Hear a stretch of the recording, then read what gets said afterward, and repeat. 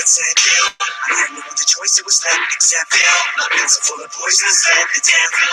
I was here to murder this beat, so I will. He told me there were doubters who question my skill. They want to put us down to the test, am I still the best? They want the crap on my head. I said chill, it's me. Then I will slaughter goons under the wheel. That's who I'm in the booth like. Hey bro, presidents and everything I record is over your head like a boom mic. Why would you irrelevant fucks wanna rebel against us? Knowing you're spitting Weston has never been crushed. Knowing you've never been rushed by the most ignorant niggas in fame. Who nigga gotta send you to the dentist to get a whole row of elephant tusk? Your teeth gone like you've been on some meth and some dust forever. I see you.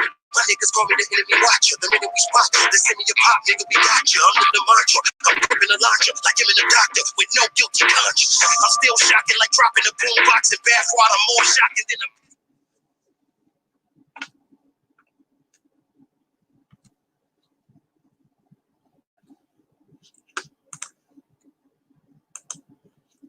Welcome, everybody, to Tiger Talks Wrestling. We're here today for the third Slaughterhouse review episode. Got a lot to talk about this. As we see, not only UpShot episode 29 that we're going to talk about, also we got Slaughterhouse episode 30 that aired Thursday night. An amazing episode that we'll dive into. Of course, Tony, your host, here with you guys.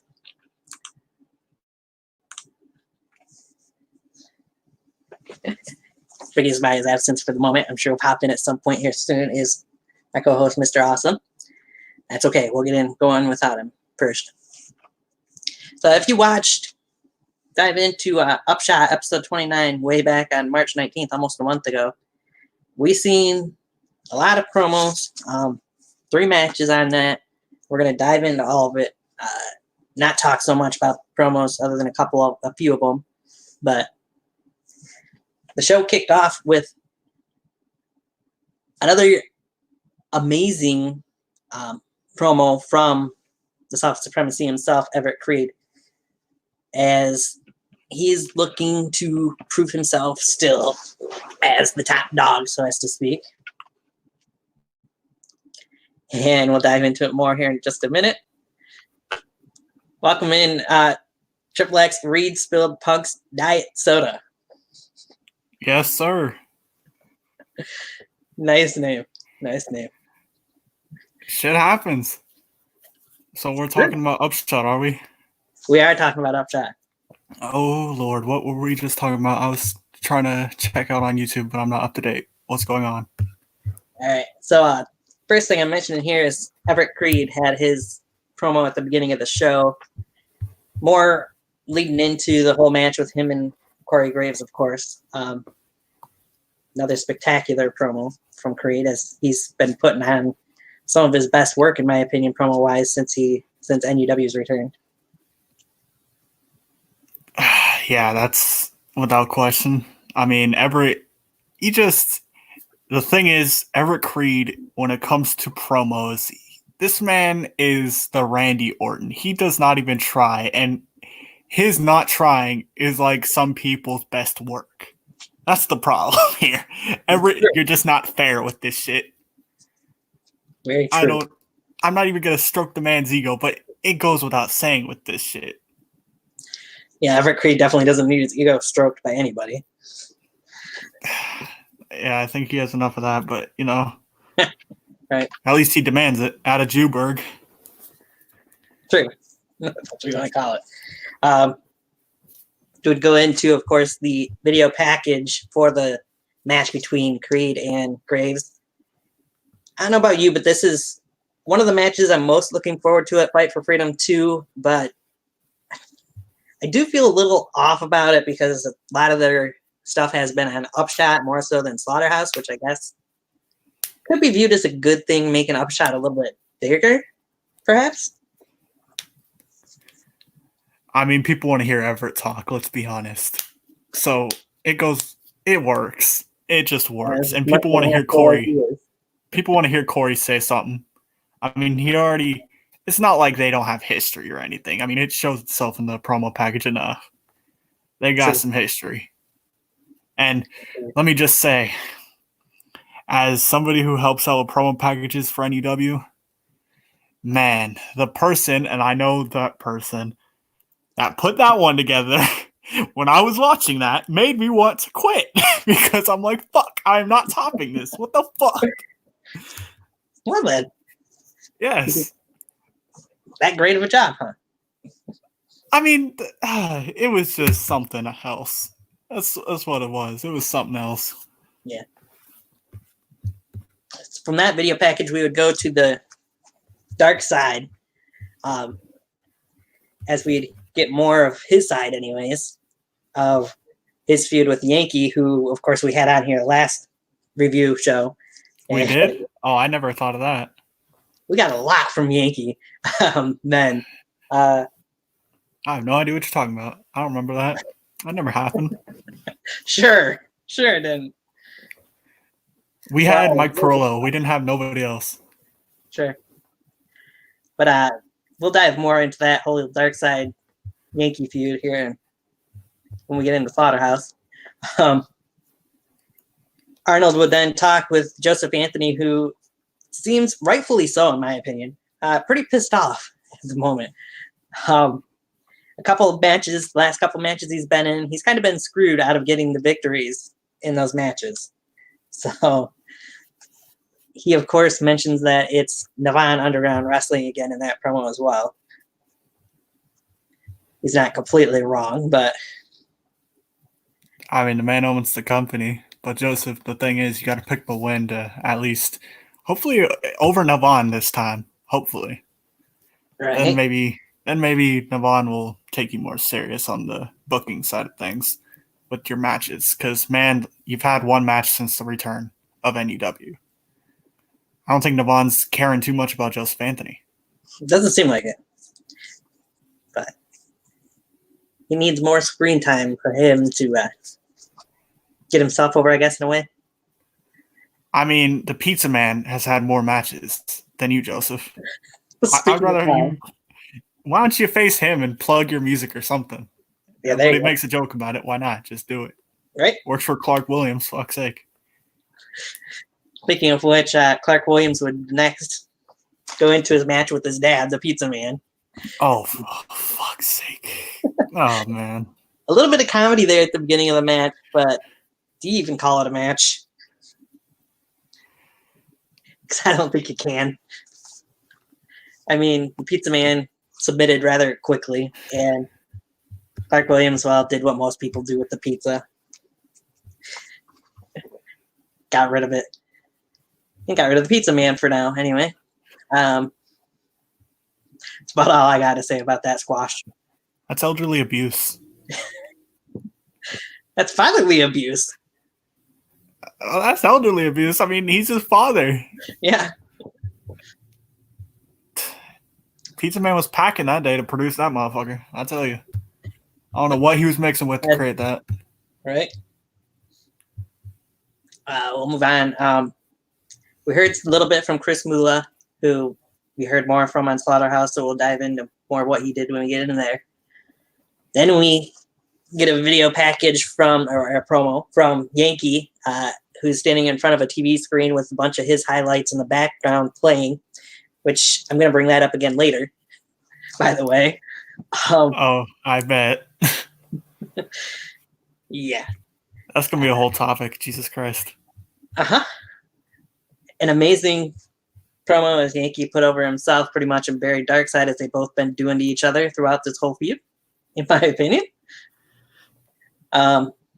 We move on from that to the Brothers Creed promo, who the Brothers Creed have been carrying this feud with the Heretics, as we haven't really heard anything from the Heretics in this new season. We've seen Samael in one match. I don't believe we've seen Casey James yet. So, like I said, Brothers Creed's just carrying this feud right now. I mean, the Heretics have been claiming they carried the tag team division, so I think that's a little returning the favor in their opinion. Could be. We'd move on to Navan McDonald. I don't remember if he was talking on the phone or what he was doing, but I know he got interrupted by JJ the Pitbull Cordero, who hadn't been. Yeah, he was on a phone. That's right. JJ Cordero, who hadn't been seen in a while since he got attacked, and Navon was like, "Where have you been?" Apparently, Navon doesn't watch his own product. No, why would he? You would think the owner would want to watch his own product, but okay. No, Tony, you got the program mixed up. He was watching some big booty bikini bitches, and he was on Vivica Jones's Twitter page at Navon McDonald. Check out his tweets. You see what he's been doing. The post that Mike and has been very questionable. Yeah. I mean, some things. And I told the man himself, "What the fuck, Navon?" I bet. But anyway, out of the whole JJ interrupting him and saying, "Hey, your phone does work. Good to know," because he didn't answer my calls. JJ got himself rewarded and put into the, correct me if I'm wrong, Continental Championship Scramble match here at Fight for Freedom 2. Good on JJ. We'll dive into that more later too, that match. We move on to Carlos Mysterion being in action again. I believe this is the second time on UpShot. And this time he would get destroyed by Jacob Stone, who is still a relative newcomer to NUW. And of course, he was accompanied by Victor Van Pelt. Anything to say about that match other than it was a squash again? Well, I can tell you, as you said, Jacob Stone, he's not really caught my attention, and the fact that that UpShot took place like 2 weeks ago, I already forgot what happened there in that match alone. So, Jacob Stone, don't crucify me, because I mean I'm already getting enough heaters on this fucking platform. Jesus. Hey, Alan Reed, good to see you in the comment section. Thanks for joining in.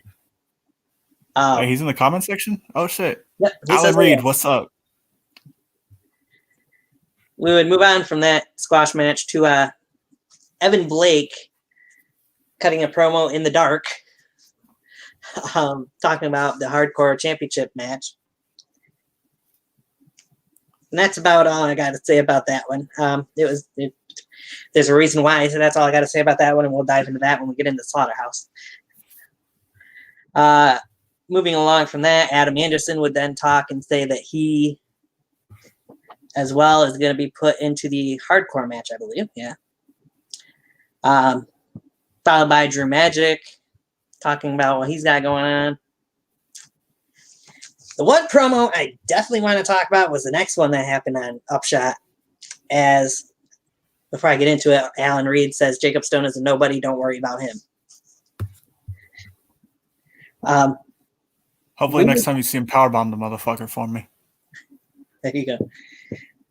We would see or hear Arnold McDonald as he was walking down the stairs and was searching for and would eventually find the butcher of the Slaughterhouse, Shadow Grim.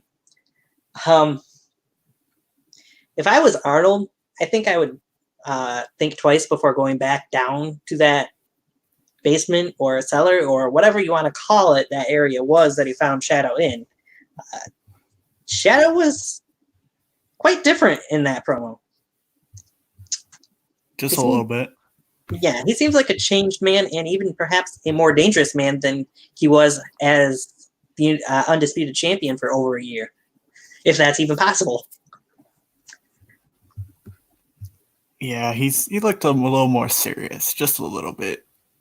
He didn't even finish the rest of his face paint. He just went halfway with it.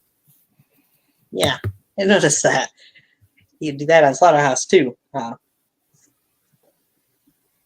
Ellen says, I will, but he ran away from wrestling, so it's fine. You won't see him anymore. Oops.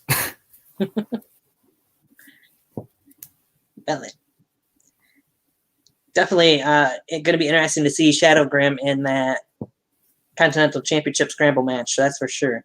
He is, and I said last time we were on here that I wasn't picking anybody for matches on here because we'll do that at a later point, but Shadow Grim is my odds-on favorite to walk out as Continental Champion in this scramble. God damn it, Tony. Don't give your fucking predictions just yet. We have a platform for that.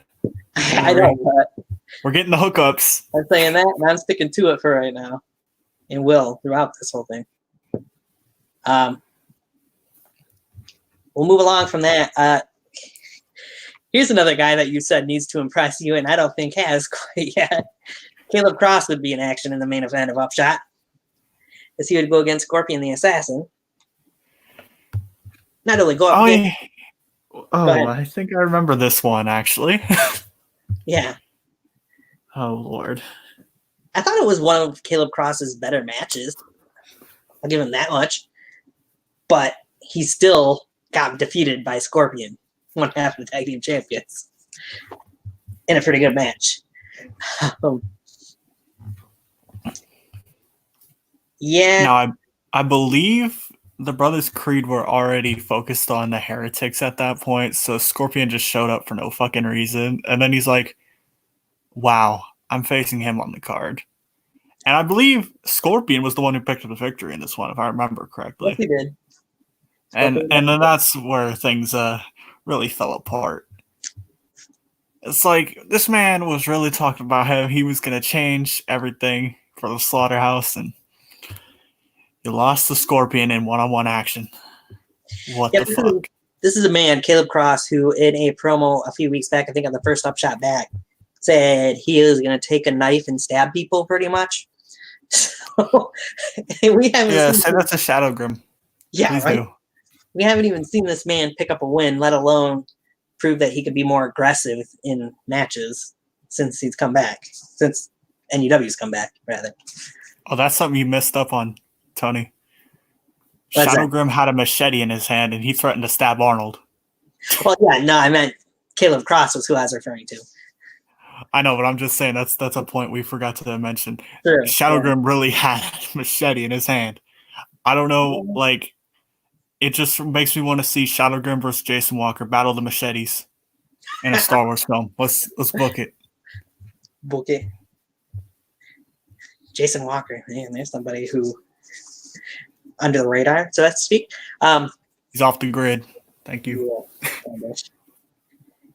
So to end UpShot, we would go to Navon McDonald, who again was on the phone.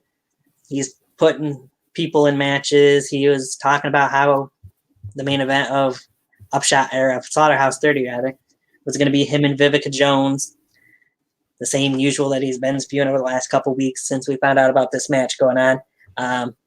Mentioning it was going to be on his birthday and how he was going to get what he wanted from Vivica. We'll dive more into that here in a little bit. And if you know Navon McDonald, you know damn sure what he wanted for his birthday. Yep. It wasn't what he got. But and it's going to progress from there. it's going to progress from there. Just stay tuned. That's pretty much it for UpShot episode 29. Anything you want Before we get into Slaughterhouse? Yeah. Before we get into Slaughterhouse, I think we should mention the piece of content that went through the little turnpike that is YouTube. There was the COVID-19 breaking news.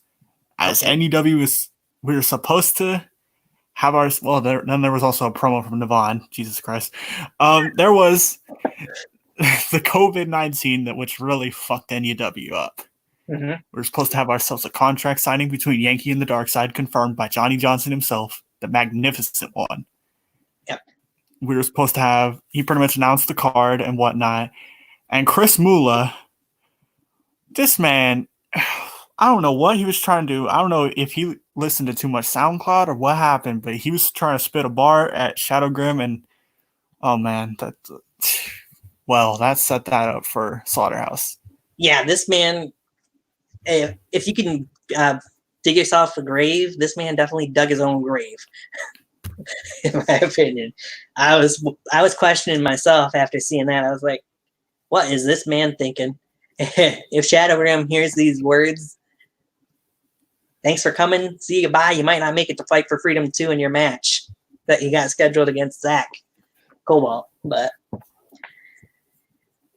I will say, when we jumped into Slaughterhouse here, that aired Thursday night, Chris Mula did give up a pretty damn good fight, though. Alan Reed said I felt the same way about that promo from Chris Mula. Yeah, I don't know what he was trying to do. He was listening to too much SoundCloud or something. Something. Anyway, dive into Slaughterhouse. The very first thing that happened on the show was Chris Mula versus Shadow Grim. I was kind of expecting a little more of a one-sided affair than what we got, to be honest with you. But Chris Mula held his own in this match, in my opinion. It went back and forth. It was a pretty decent length match. And, of course, at the end, as most people probably would figure, Shadow Grim did pick up the victory with the Soul Taker. But like I said, Chris Mula hung in there and showed that, to me at least, showed that he kind of belongs in NUW right now. Every time Chris Mula has shown up, and I believe the first one was last year's Fight for Freedom. I believe that was one of his first appearances in the whole Slaughterhouse. And each time he comes around, he puts everything into the match. But at this point, Chris, what the hell were you thinking? What were you thinking doing this to Shadow Grim in the state of mind that he's in? Right. Like, honestly, what the fuck? As I said in the chat, I believe it was this match, to quote Cameron Jackson, boy, you picked the right day to get fucked up. Right. Jeez. And I'm honestly surprised that he didn't get more fucked up than what he did, but is what it was. And speaking of Cam, we also got ourselves a Johnny's Joint from back in the day, also released on the channel since then. True. I honestly haven't gotten around watching that one, but I did see that. Well, I ain't spoiling it. Good thing. Maybe we'll mention that next time. Anyway, I guess it's a good thing for Chris Mula that Shadow didn't destroy him more, since, like we said, he's got Zach Cobalt coming up at Fight for Freedom 2. Alan Reed says you quoted a GOAT. 16. There you go. 16.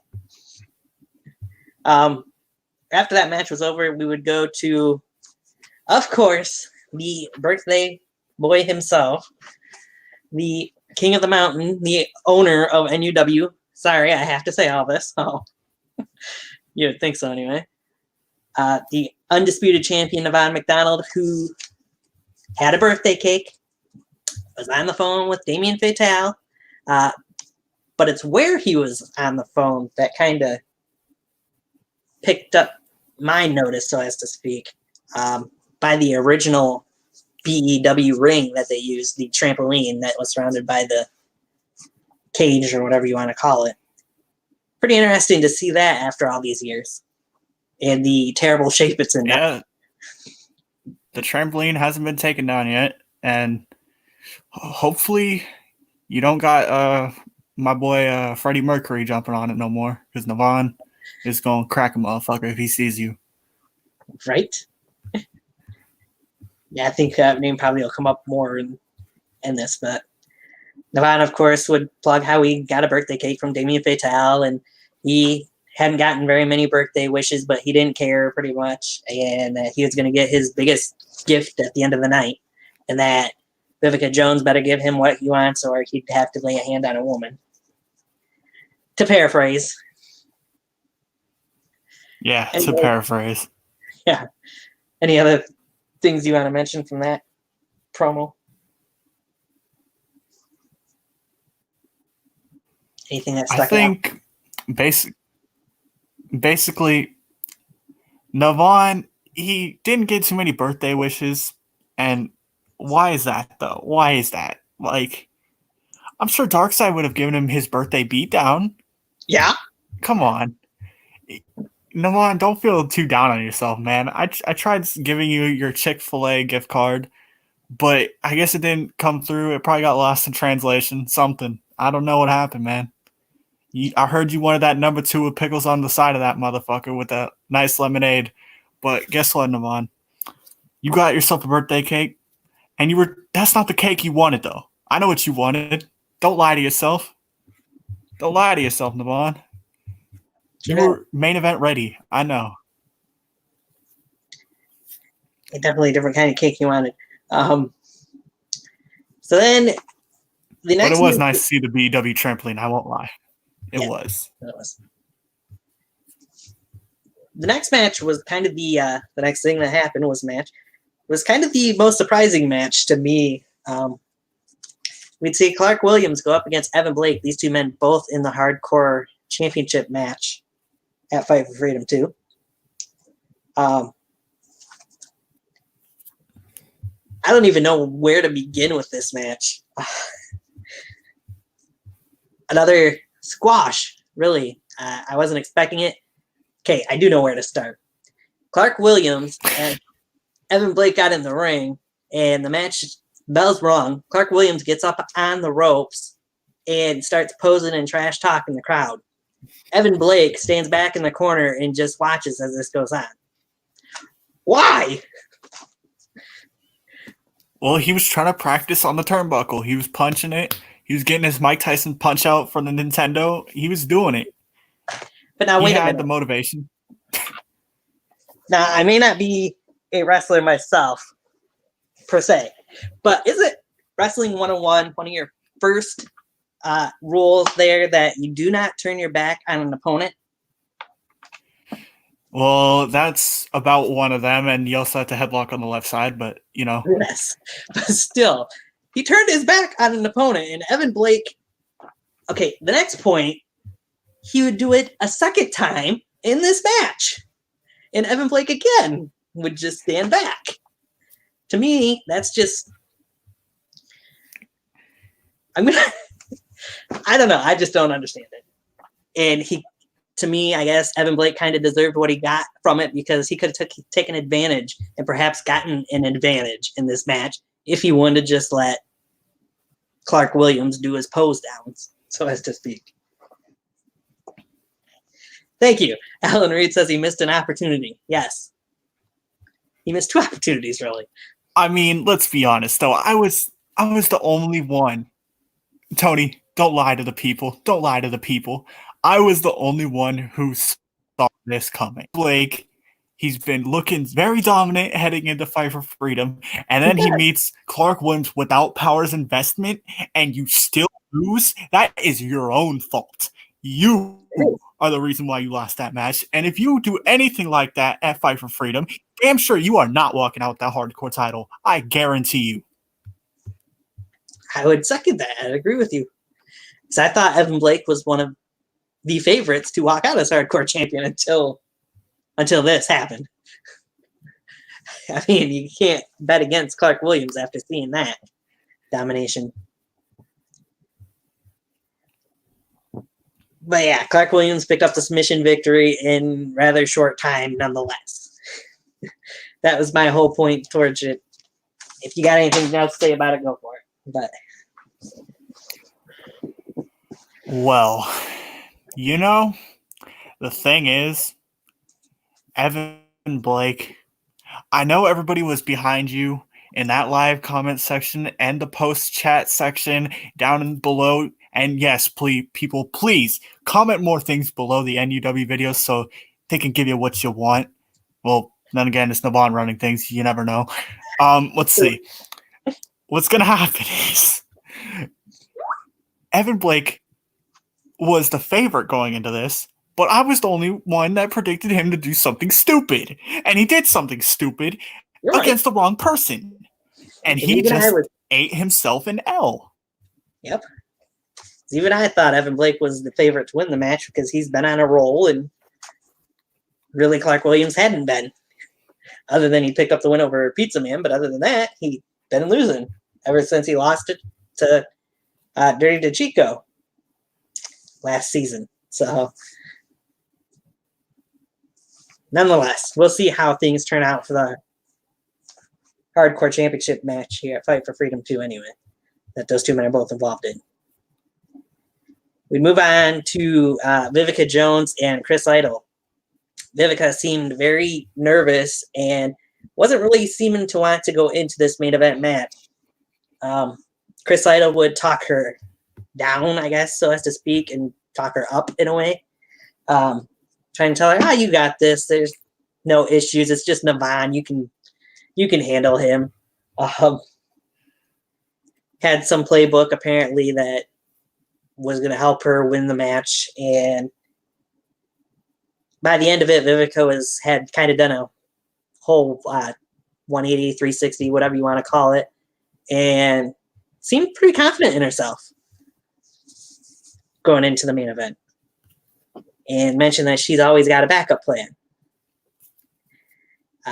Because as some people know, maybe not everybody watching this would know, Vivica Jones is, of course, the owner of a company as well. So it'll be owner versus owner when we get to the main event. What did you... Yes, WCF Wrestling in Maryland. Damn it. I was wondering if you were going to put that in there or not. I can assume you were about to... Yeah, of course I got to plug things. You know, I'm the master of plugs. I'm just going to say this. You see, here's the part I did not really... I don't know how I feel about this. Chris Idol, yes, he's done things, but this man was just as confident, if not more, than Navon McDonald himself, and that's stretching a mile. That's really stretching it. But like, he just knew what was going to happen. But I was like, are you about to eat your words? But right. He somehow talked Vivica into it. She was saying that she was going to be the hashtag Queen of the Mountain, and nobody put it in the chat, but they should have. She was the outsider, and nobody gave her that respect. She was trying to become the Queen of the Mountain. True. Yeah, maybe somebody should have. Anyway, missed opportunity there as well, I guess. That was the main thing to take away from that. We would then go on to the dark side from his car on the phone with Arnold McDonald, telling Arnold, hey, I don't want you there at the contract signing. I just want it me and Yankee.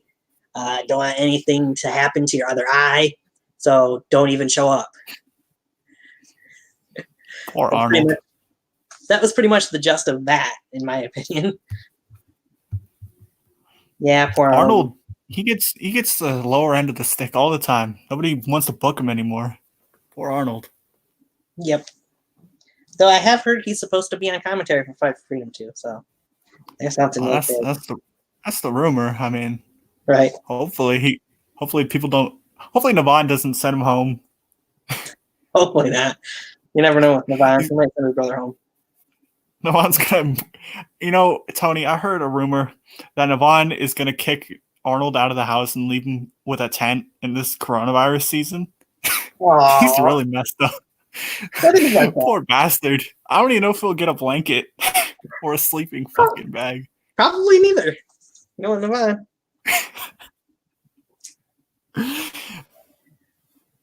But anyway, I digress.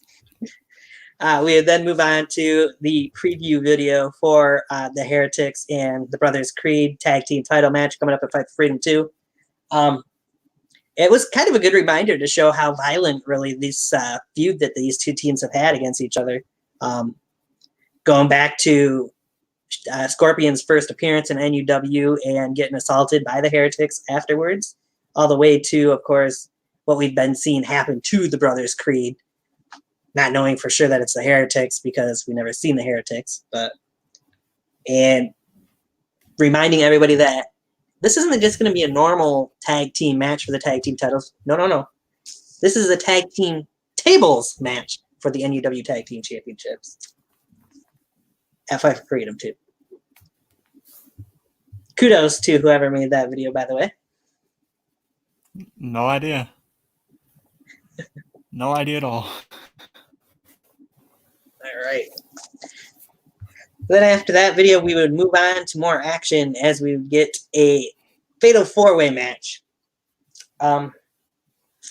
As the man in the chat room, assuming he's still there, he hasn't said nothing for a little bit, Alan Reed would find himself in this fatal four-way with one, I don't know if it's 1/3, 1/2, 1/4, one member of the BOC. Depends on who you ask. Depends on who the fuck you ask. Revan, anyway. Jay Genocide and JJ the Pitbull Cordero, who, as my good friend Mr. Awesome here mentioned, was wearing gear reminiscent of one Fuego del Sol. Oh, yes. Somebody book that fucking match. Best in the Yard 5. Let's get it. There you go.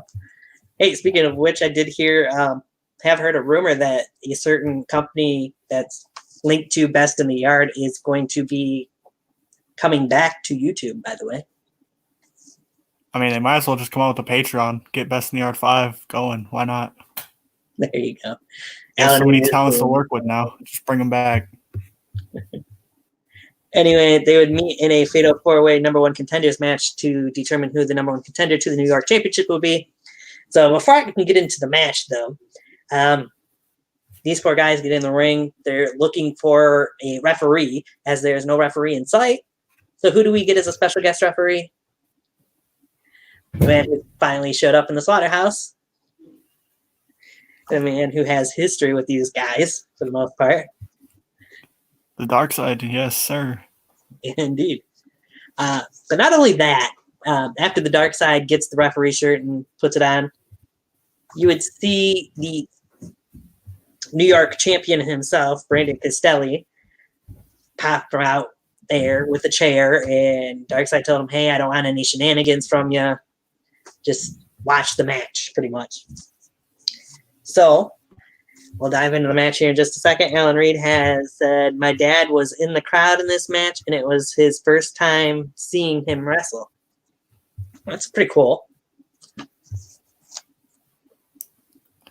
Damn, Alan, he should have been there for Day of Destruction 2 with you and Johnny. True. That would have been cool. But who knows? There might be another chapter to that sometime. You never know. So this Fatal 4-Way match was a pretty good Fatal 4-Way.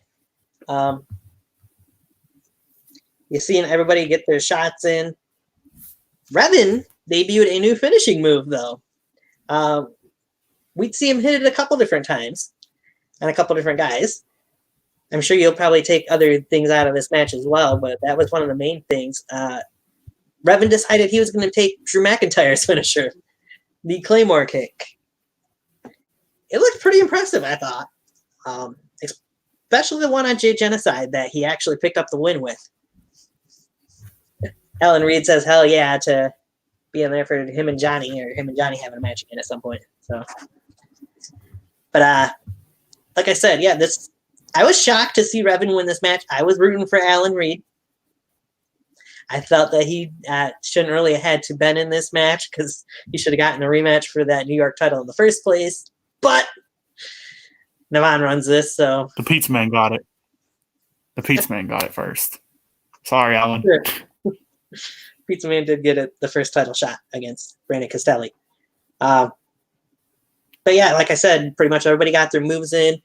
We mentioned JJ's gear that used. Maybe we got to call a guy since I think a few of us know who this Fuego del Sol character is.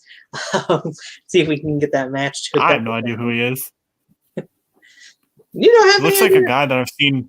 He looks like a guy I've seen on Monday Night Raw this year. Yeah, just a little bit. Wonder why. Alan Reed does mention I took JJ out in the start of the match, which he did. Yeah, he choke slammed a motherfucker 3 seconds in. Flattened him. We see a bunch of different things happen in that match. What was your biggest takeaway from the match, or the biggest points of the match to you? Well, speaking of that choke slam, I'd like to ask Alan how he felt about the forced choke slam that Revan hit. Right? But as well, I think everybody was. I was checking out who the fuck people thought was gonna win the match to see who will face Brandon Castelli at Fight for Freedom. I'm like, okay, people are thinking Alan Reed. Okay, I understand it.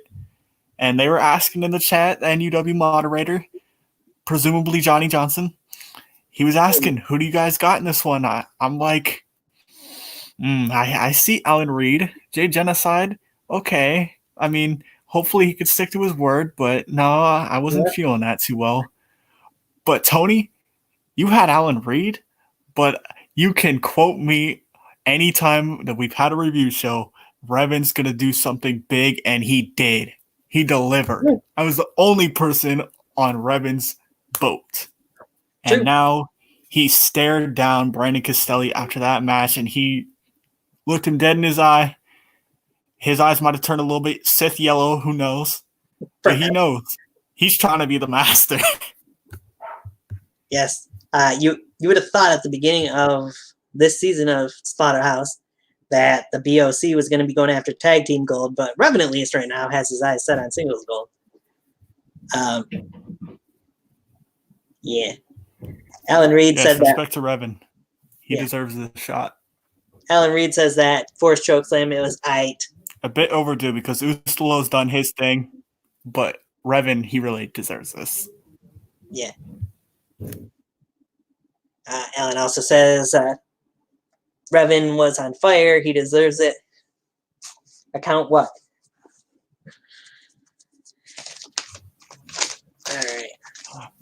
Oh, Anything yes. One more thing about Revan.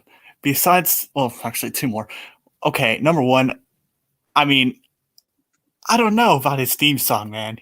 He Jason Atlas'd his vocal cords.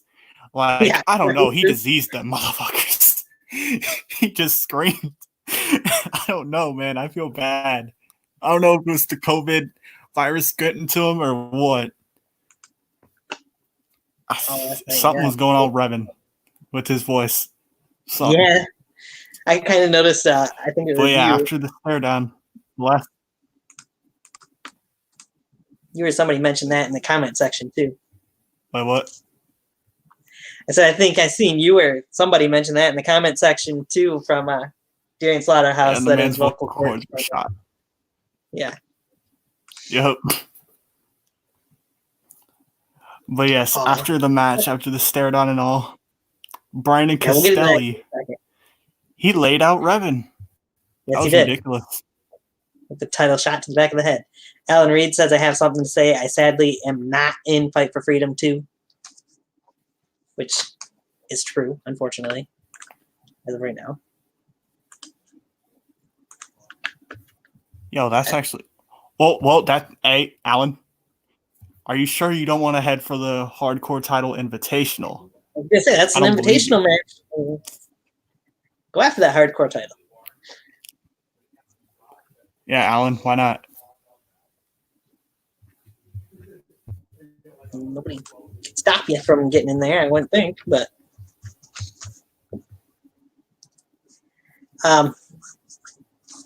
Anyway. I think I don't even know all the names that are in the Hardcore Title Invitation so far. I'm not sure either.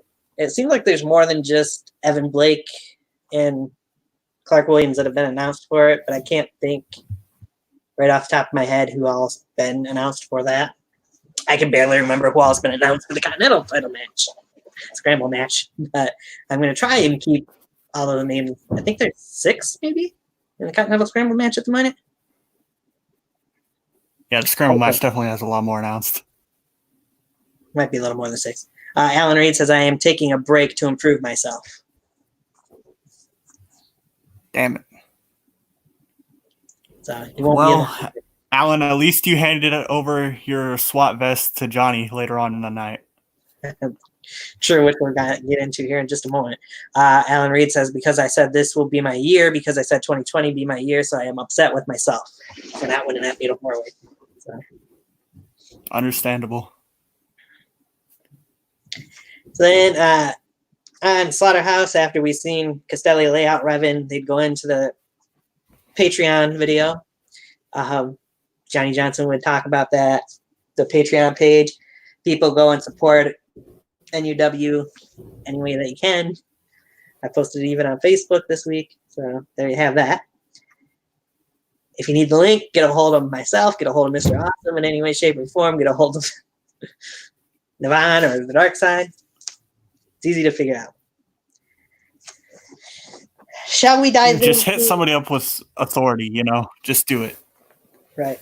The Patreon will be popping soon enough. Just bear with us here. I mean, damn, the COVID-19 really screwed everything up. As it was announced by Johnny Johnson himself, this is the final Slaughterhouse, to my knowledge, that will drop for a good bit.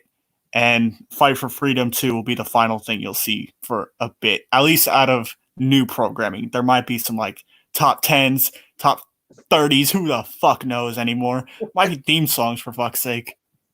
Right. It might be The Boys, I don't know. Alan, you down? Alan says, "You the only one that picked that out. Thank you." With the vest. Of course. You got to make sure Johnny doesn't lose his title, man. That's all you got to do. You just got to keep him at his gold. Speaking of Johnny Reed and being the Continental Champion, Alan Reed says, "Hell yeah to that." Oh, we're going into this now? We're going into this now. Yes, we're diving into this now. Or hell yeah to the boys, one or the other. Johnny Reed would be in the next match. Into this. In a champion versus champion match with the man that we'd already seen on the screen, the New York champion, Brandon Castelli, who, for some unknown Where do we start? reason, we're starting. We're starting from the top. Okay, let's time code this. It says live 46:17 on my end. That's probably when I joined, so it's probably about 50 minutes in the stream time. Expect heat. Take a sip to it. Perhaps.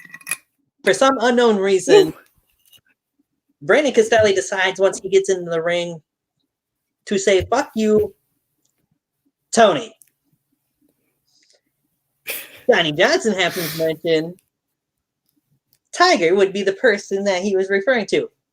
Who's Tony? Who's Tiger? Oh, wait, that's me. What the fuck? So, Mr. Castelli, open invitation for you any point in time you ever want to come on here, whether it's a Slaughterhouse review episode or whatever, to hash out whatever the fuck's wrong with you. But I have no idea what your problem is. And only thing I can figure is he's just trying to get more heat, knowing I'm more than likely going to be watching. I'm going to be commenting about it. But why? I can put more out there with that, but that was the main first part to bring up from that.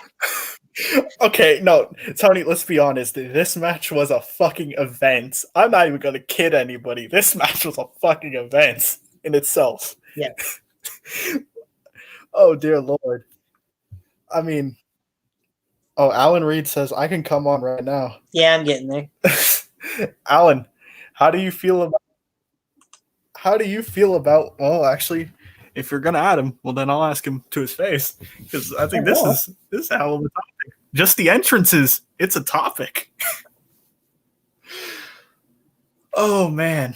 Brandon Castelli was the first one to come out. And what's he do? Besides coming out with some tassels on his tights, yes, looking like a Ben & Jerry's carton, all colorful, wearing some Marty Jannetty or Macho Man glasses. He was rocking it. He was feeling himself. New York champion. Hell yeah. He's not from New York. He's from Rhode Island. But he's the Bullet, goddammit. And what does he do? He says, fuck you, Tony. I mean, we're talking about a guy here who has personality complexes.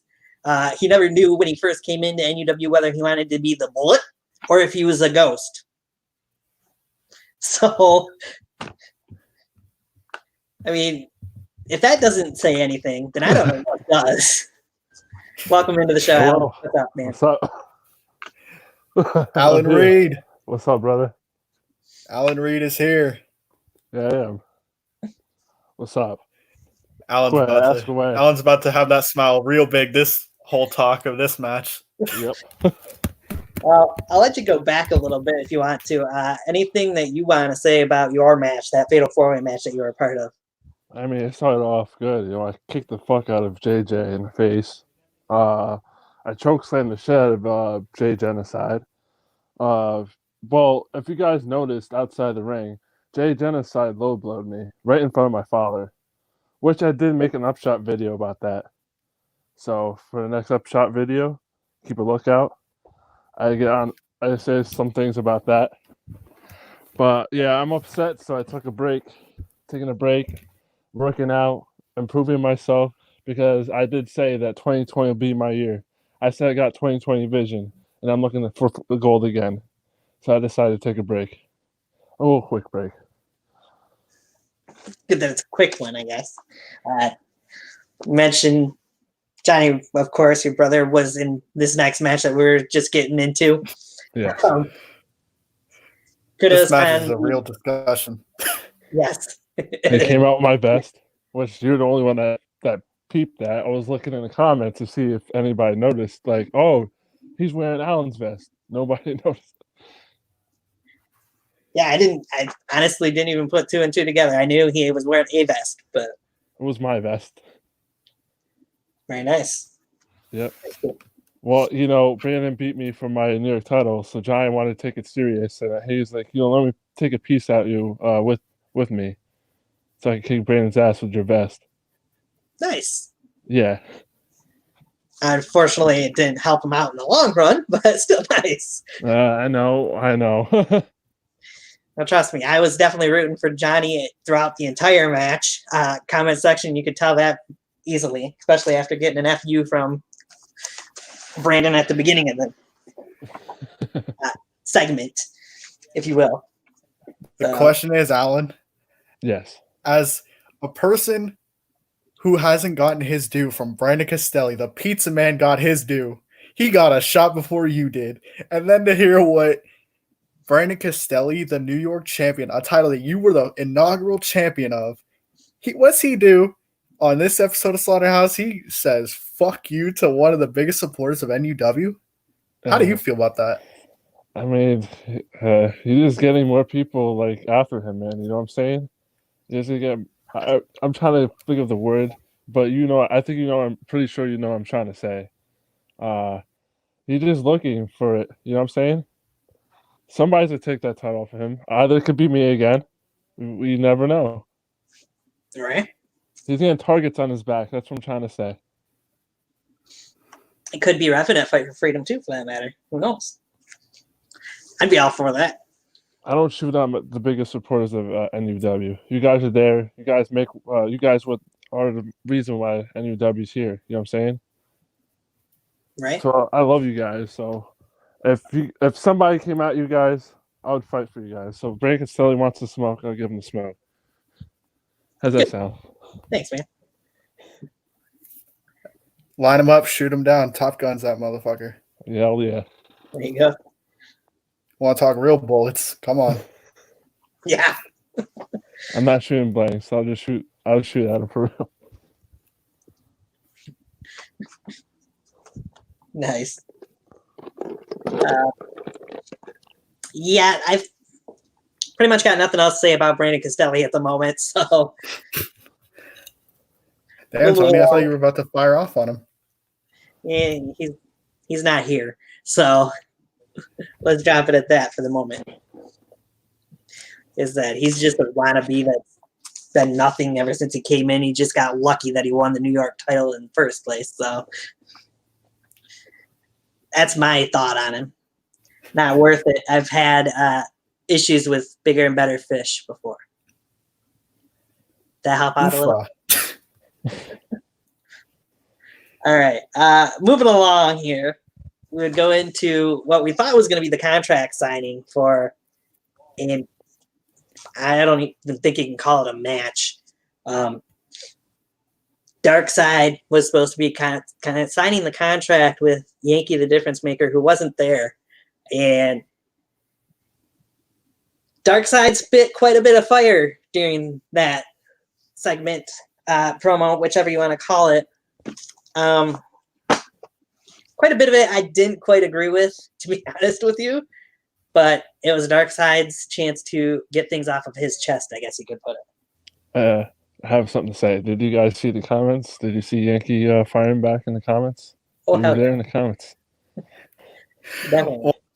Well, speaking of to close off the last match, if you can read my name, I have a whole story about this. What the fuck? He threw the man in the audio equipment and spilled the fucking water. All you hear is Navon You hear probably the dark side. Then you just hear pure anger. They were pissed. It's true. Poor man.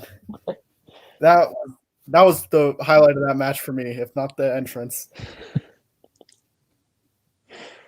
Yeah. Johnny Reed spilt CM Punk's diet soda. That's why I was sitting there like, why is my last name in your like name right now? I'm sitting there looking at like as soon as I started watching and I hopped in it, I was like, what the hell? I was gonna ask you that. But now I know what you're talking about. Now you recall. Hey man, the little shit stands out. I mean, Yeah. he threw him into the audio equipment. That could have easily fucked everything up. Yeah, I was there. That's true. It could have. Could You have just hear fucked them on. everything up. Now wait a minute! Wait a minute! In the distance, just wait a minute. It's all you fucking dumbass. Yep. I remember that day. Yeah. So I had to name myself after that moment. Last time That it was was a great Navon moment. Pay Me. That got a reaction. Now this one, people dig into the moment. They understand. I mean, you were supposed to do yeah. something with Murder Club or the Boys, but Oh. I Yeah. was supposed to. We'll get more I onto know that they later. had a video out, but I didn't get around to seeing that yet either. On the UWF channel, by the way. Yeah. Moving into so yeah, what did you guys think of the whole Dark Side and Yankee back and forth that they had? I guess you would say more so one-sided on screen, but with Yankee's opinions in the comment section. It's gonna be a battle, you know. I know Yankee. I know Dark Side. I mean, I'm probably gonna be talking about this because I am invited onto a show to have my predictions, so I'll probably say the same thing on there. But anyways, it's gonna be hell. It's gonna be hell. In the prediction show, I'll give you my predictions, but as of right now, I'm not gonna say anything. Alan's being smart right now. He's choosing his words very, very delicately. Well, smart on you. Because I'm on the prediction show. I'm the special guest, and I'm dropping it on here. So, right. I gave my prediction last time we were on the air for the last episode of our review show, so I kind of was. Tony. You get to see me fight for freedom too, but you get to see me in the pre-show, so you know. Yeah, I can't blame you. As for my thoughts, well, Tony, looks like something happened. I think last review. I think something happened. I mean, something about a guy named Yankee going on the program, the Boys, something like that. Then the next upshot happened, and Dark Side, whatever wasn't in him before, it got opened. Whatever happened, very slim chance of anything actually happening. I mean, nothing really happened. I mean, no words were said or anything. Oh no, not at all. Just Dark Side, he just let it out. He's said on the upshot that he was coming for Yankee. And he said he was going to drive up to his crib and beat the fuck out of him. He did it to JJ Cordero. And then Yankee wants to fire off his words. He didn't even respect him enough to give him his ring name. No, he went personal with it. True. And then you look at this recent Slaughterhouse episode and the things that the Dark Side was saying, you just notice how everything just got real still in the air. There was just, the temperature was getting real heated. Yes. Especially nobody was saying a word. They were especially what Yankee was saying in the comments. Yeah, I agree. Yeah. Like, the whole footage thing, I don't know if you guys peeked at where he said Kelly took all our footage. I mean, that was like kayfabe real. Like, that actually did happen like a while ago, a couple years ago. He did take all the footage, but we luckily got it back. Like, hence why as you see from the Vault episode, it actually happened. So it's getting real. It's a moment in time, but They're breaking out the old wounds. They're opening them motherfuckers. Yeah, yes, they are. It Rumor seems to has be a it that battle. this whole feud has been a complete shoot too. So, Yeah, it's been a complete shoot. sources have told me. So, yeah, from one of the things I took away from it was Darkseid was kind of, to me, downplaying what Yankee has done in not only NUW but in YouTube wrestling, backyard wrestling, whatever you want to call it. I'll give Darkseid his props. His points were somewhat good, somewhat made the right way. Trying to say that Yankee's never done anything in NUW though, I don't believe that. I don't buy it.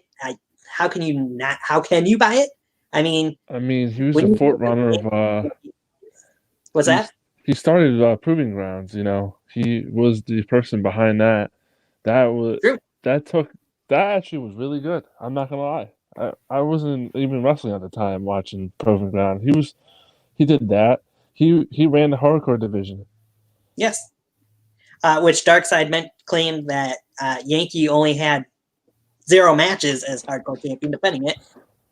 But as I said in the comment section, that's a lie, because he did defend it against Devon McDonald at least. And more matches that he defended it in as well. I can't remember right off the top of my head, but that was the first one that came to my mind. So Yankees had his matches and his moments in NUW. He definitely had his time there. He definitely was there. So again, right. I'll give you my predictions in the prediction show. But yeah, I'm not trying to get a prediction out of you. Yeah. Of course. This is a review. Yeah. But, well, I guess to carry on with what I was saying, that review show, the Darkseid heard what Yankee said, and he's pretty much shot down everything that Yankee has said, and you weren't going to expect Darkseid to give him any love. Come on, no. Tony. It was not going to happen. It wasn't going to happen. Both of these men are downplaying each other. They're saying that the other motherfucker ain't shit, tells them that they ain't going to pay their taxes, and that they going to get fired. But no, the thing is, these two are that much of polar opposites. They're not going to talk highly of each other. These two don't respect each other. Right. And when you see what Yankee says in the chat, what he says on screen, not too much has changed. What Darkseid's saying off and on screen, not much has changed at all. Well, these two men have definitely been very accomplished in NUW and YouTube wrestling. I mean, Darkseid did go through his accomplishments in the list of names that he defeated when he was Continental Champion. Was Continental Champion for a little over a year. Which is a who's list of superstars, if you ask me, that he's defeated. Yankee's done it all. He's, as you mentioned, was one of the 2 men that came up with Proving Grounds and ran Proving Ground. He would eventually run it by himself after Cam left. Yankee did main event Best in the Yard 3 against Zach Daniels, and is the only person in Best in the Yard history to have a group of individuals with him, or a club, Murder Club, of course, at Best in the Yard. Yankee's done a lot, just like Darkseid has done a lot. Neither one of them are going to say so, but that is brass tacks facts when it comes to these 2 men. And this brawl, or whatever you want to call it, it's not going to be a match by any means, I'm sure. Is going to be physical and not for the faint of heart. I'm sure of that. Just from what you're hearing from these 2 guys.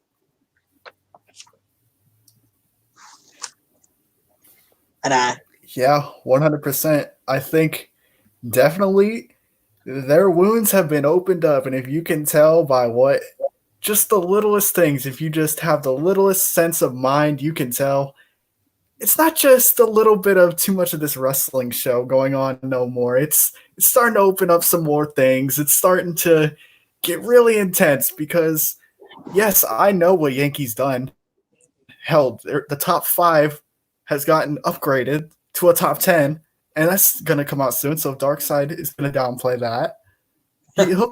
You can see very up close what Yankee's done.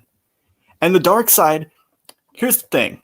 With the review show last time, I'm sure part of him is probably feeling like everybody downplayed him. when he's been here the whole time, he's defended his title. He's helped the production of NUW, and no doubt about it, he's helped everything. He's helped set up the show, set up the arena, get the ring canvas going. He's helped design things. There's no mistake in that. Don't sleep on that man either. Right. The last review show, when Yankee come in, not any stretch of the imagination planned. All right. Yeah. So Yankee just comes on when he decides. And I dare you to tell him no, Darkseid. I dare you to tell him no, because when he does get told no, he'll have his bat ready for you. And don't worry, Fight for Freedom 2, it'll be the same way. And Darkseid is not somebody to sleep on either. This man has done things. And the whole point of the things that we were saying the last review was to open up the mind of the Darkseid, the twisted mind himself. Open him up, fire him up, not have his focus on JJ the Pitbull Cordero, Navon, or anything. One man, and I think it's worked. And those two want to fight each other for real? Well, shit. Fight for Freedom. It's happening. If they can make it that far. Shit. Right? We got an UpShot to go still before then, so you never know. I think that's pretty much all we can say on that one for the moment. Or enough to be said about it. Shall we move into the main event? Yes. As we mentioned earlier, it was owner versus owner. The first ever intergender match in NUW history, as Navon McDonald would go against Vivica Jones. And I'll say this, Vivica kind of impressed me at the beginning parts of this match. I wasn't expecting to see what we got from her at the beginning. The slaps that she got in, and then not only just the slaps, she actually got quite a bit of offense in on Navon. Yeah, Navon thought it would be a cakewalk, but no, Vivica got it. She got it. She did. Of course, eventually Navon would get his shots in too. I guess I should back up a little bit. Navon did have Damien Fatale with him and made him the referee as well in this match. But yeah, the man that gave him the cake. But that, as we would see by the end of the match, would kind of backfire and bite Navon in the ass too. So, as anything you guys want to say about the match before we get into the final part of the match and who won the match, for that matter? It was a good match, you know. Navon being creepy as always when he's around women. Well, he wanted the cake, but he didn't get the cake. I'm sorry. Go ahead. About the end of the match now, because I kind of just spoiled. He got what he deserved when it came to the end of the match. Mr. Austin, what did you take out of this match? Well, you mentioned the fact that Damien Fatale being the guest referee. He was actually my favorite official of the night, actually. The little shit that he was saying, it was killing me.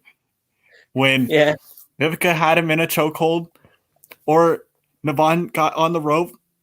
No, she grabbed on the rope as Navon pinned her. Or something like that. And he goes, I'm sorry, I have to, you know. It's on camera. It's on camera. I can't cover that up. That was no, but Damien Fatale was killing me. I ain't even gonna lie. Yeah. And if we're going towards the end of the match, no, wait a minute. No, not there yet. Navon pile drived a woman. Yeah. Yes, what the fuck? Yeah, my jaw kind of dropped. I'm just in the backstage watching. It ain't just Novin doing shit no more. No. This is Navon McDonald. This isn't Novin. Now imagine if it was Novin. And I don't think we'd have a Vivica to talk about anymore if it was Novin. No offense. I mean, look what happened to Miss Daniels. Yeah. Does anybody? Yeah, never mind. Nonetheless. Yes, we've seen a pile driver. We've seen Navon do some things that you shouldn't see a guy do to a woman, probably, but still. Skip ahead to the end of the match. We would see, of course, I guess their backup plan. come into fruition as Chris Idol would make an appearance, take out the referee. Vivica would get a low blow in, roll up 1, 2, 3 for the victory. Navon's birthday didn't end quite the way he wanted it to, nonetheless, to say. He didn't get anything he wanted out of this. He didn't get cake. Not the cake he wanted. Yep. All right, now you guys are capping. Come on, don't cap with the world. You know Navon got what he wanted. He got absolutely abused in a sexual way. He was enjoying life. Yeah. Secretly, deep down, he was enjoying life. He got some twerk footage for later on because she was twerking. She had the camel clutch, I think it was, locked in. So maybe Tony, maybe he might actually pay attention to the product and not just put himself at the end of every segment since the return of 2020. Maybe not. Right. But, you know, Navon was enjoying it. And I will admit, Vivica Jones has a hell of a slap. She smacked every color green out of Damien Fatel's face. Yeah. I was impressed with that. She was definitely impressive in the match, in my opinion, too. Wasn't something I wasn't expecting to see it as competitive as what it was. Happy that Navon got what he deserved, whether he liked it or not. But it's always fun to see Navon have somebody get the better of him, in my opinion. I don't know about you guys. Yeah. Get his just desserts, if you will. Freddie Mercury 2020. Navon just needs to lay his hands off of women. Not bringing kayfabe, but for in real life, I did see him like 4 weeks ago. Oh, yeah? Yeah. I actually ran into him, so. Nice. Yeah, you can't help but kind of think of him and the whole feud that Navon and him had back in the day when you got kind of a rehash a little bit here with Vivica involved. So Navon had a lot of feuds with everybody. So this was one thing I want to take away from this was only the second time, or the first time really, since he won the number one contenders match that we've seen Chris Idol on NUW programming. He might have had the UpShot appearance, but still, this is the first time in the Slaughterhouse that we've seen Chris Idol since he won the number one contenders match. And now the next time you're going to see him is going to be in a world title match, or an undisputed title match, if you will, against Navon McDonald. Does this help Chris Idol in any way, shape, or form? Do you think that Vivica was able to pick up this win? Or does it kind of make Navon that much more angrier and more focused going into this match with Chris Idol? It's hard to say. You know, Navon, he'd probably be upset, you know. You know, he's crazy. You know how Navon is. Sure. I think he's going to lose a little focus in the match. But I know how Navon is. He's sneaky. He'll pull something. He always has strings to pull. I know him. So we'll see. Chris Idol, he got it, but I don't know. Right? I don't know. Again, prediction show. Also. Yeah. But to me, I know Chris Idol's been the WCF champion. I believe I've seen on Twitter multiple times, more than anybody, if I remember correctly. But still, 13, 14, something like that. Something like that, yeah. Still, this is somebody who we haven't really seen that much in NUW eyes, so yeah. It'll be interesting to see what he brings to the table in that match, in my opinion. I'm sure Navon has plenty of tape that he's watched of Chris Idol from WCF wise, but I'm interested in seeing how things turn out. Well, me, I didn't watch anybody's tapes. I just went out there and saw what they got. Like, for example, the Back and Rumble match when I won the New York Championship. One of the guys that faced was Chaz Evans, right? Right. Yep.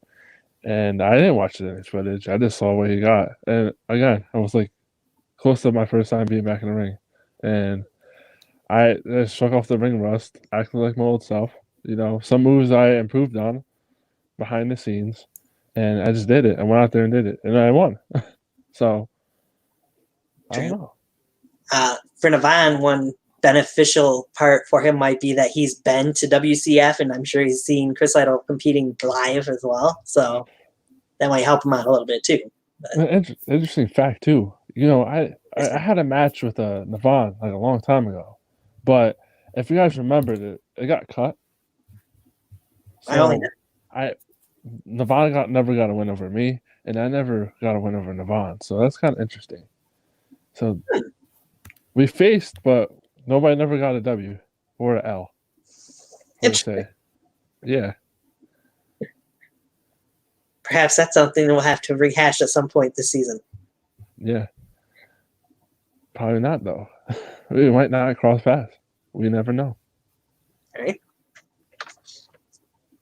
But any other takeaways from this episode of Slaughterhouse or from that UpShot that either one of you guys have or want to mention? Say it again? Any other points or takeaways from this episode of Slaughterhouse that you guys want to talk about or mention that you enjoyed or stuck out to you? I enjoyed beating the crap out of everybody in that match. In my match. Right? Yeah. During the whole show, you got Brian Caselli. I do mention something about Revan. He got fired, and when I came out there in the entrance, he bowed down to me because he knew that me and him have respect for each other. So I recently in another company beat him, so I got respect over there, and it's kind of weird because I'm not gonna say it, but yeah, he knows, and I saw him, he wanted it. He wanted it. It was just like how I walked out there. I do mention this on my UpShot thing, but anyways, I see he had fire in his eyes, like how I did, and he won. All I gotta do now is focus. I decided that how many titles in NUW? Too many. There's probably go for anything else. It's 2020. It's the last season. I can go for anything else. There's a hardcore title like he mentioned earlier, but I'm not in Fight for Freedom, so I missed out on that opportunity. There's a hardcore title. There's a continental title, but Giant's holding it, so I'm gonna respect that for now because I don't want to watch with my brother right now. There's the tag titles. Yep. And there's the undisputed title. Yep. So you never know what I can go for. Just gotta wait and see after this whole quarantine. Right. Unfortunately, when we come back, we'll see where I go for. The path of 2020 will take me to wherever I'm gonna go. And we look forward to seeing where exactly it'll take you. So the question is 2020 will be my year? Let's have to wait and see. Yeah. Maybe a little bit longer than what we originally thought, but yeah. Might be 2021. Sometimes you get knocked down, you got to get back. Alan's going to be training for so long, he'll come back with 18-inch arms. Yeah, my choke sand. He's like, I just got bored. I didn't give it up. Hey, I got something in the backyard that I set up to help me train. So nice. I had a match with somebody the other day. There's somebody I know that's building a ring currently right now. So me and Johnny and somebody else be making our own fed. So nice. I didn't announce that yet, but to tell you guys, yeah, I might be in the works. We don't know. He sent me a picture of him building it, so I told him that me and Johnny have a brand. If you guys don't know what it is, it's SBW. So that might be in the works. We don't know. This whole quarantine sucks, and to be honest with you, it is perfect time to put shit out for people to see. Yes.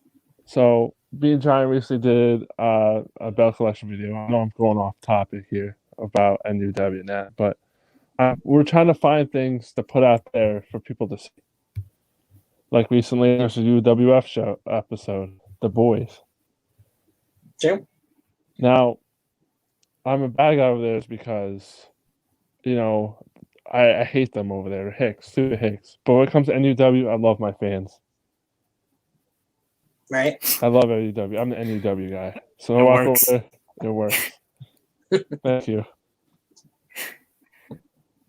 Over there, they're fucking hicks. Over here, they can come on. And it's Why it's not? actually true. I live in the city, and over there in Kingston, wherever there are a bunch of Hicks. They're in bumfuck nowhere. So it's like, it's actually true.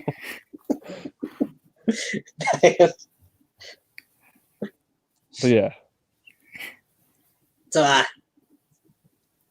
with all that being said, I know this is our last review show before Fight for Freedom 2. What matches are you looking forward to most going into Fight for Freedom 2? I'm looking forward to seeing Johnny defending his Continental title. I've been seeing him going face to face with Shadow Grim, and he told Shadow Grim that he has it. I don't know if you noticed, one UpShot videos, he was going to see Shadow Grim. He was on the phone with somebody. He said, "No, I'll take care of it." Do you know who he was on the phone with?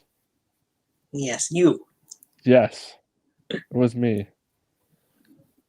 I try to get his back sometimes, but he wants to on his own. So I'm interested to see if my brother can do it. Yeah, I'm honestly a little concerned about your brother's title reign when it comes to Fight for Freedom 2. So Yeah.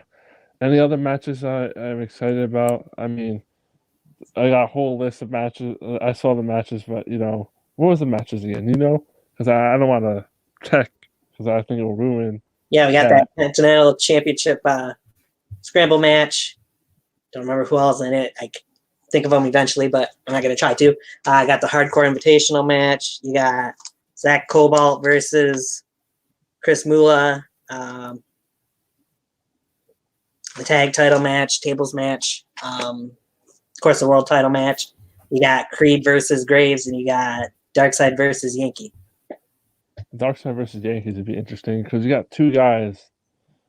Was an ex-hardcore champion, did a lot of hardcore stuff, and then you got Darkseid that does hardcore stuff. So I think that match is gonna be hell.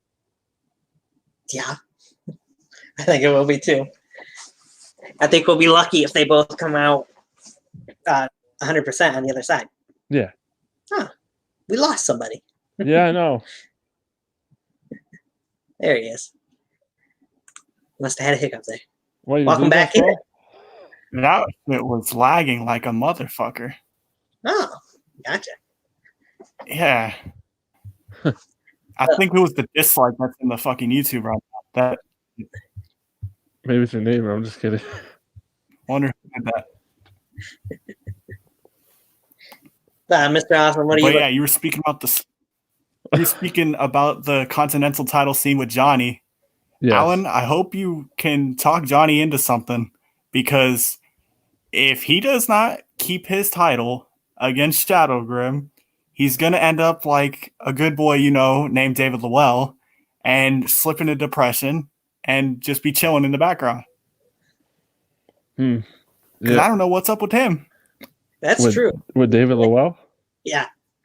Yeah, he saw the infamous death of Steven Adams, and nobody's seen him since.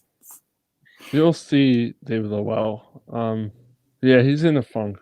But with Johnny, if something happens to him, me and Johnny had talks, and we have plans. That's all I'm going to say. Okay. We kind of Johnny hinted it in one of the UpShot videos where I was talking to him about 2020 vision. He hinted something. You just got to wait and see. Yeah, check. So that's all I'm going to say. Fair enough. Mr. Awesome, what match or matches are you most looking forward to as we head towards Fight for Freedom here in 2 weeks? A little under now.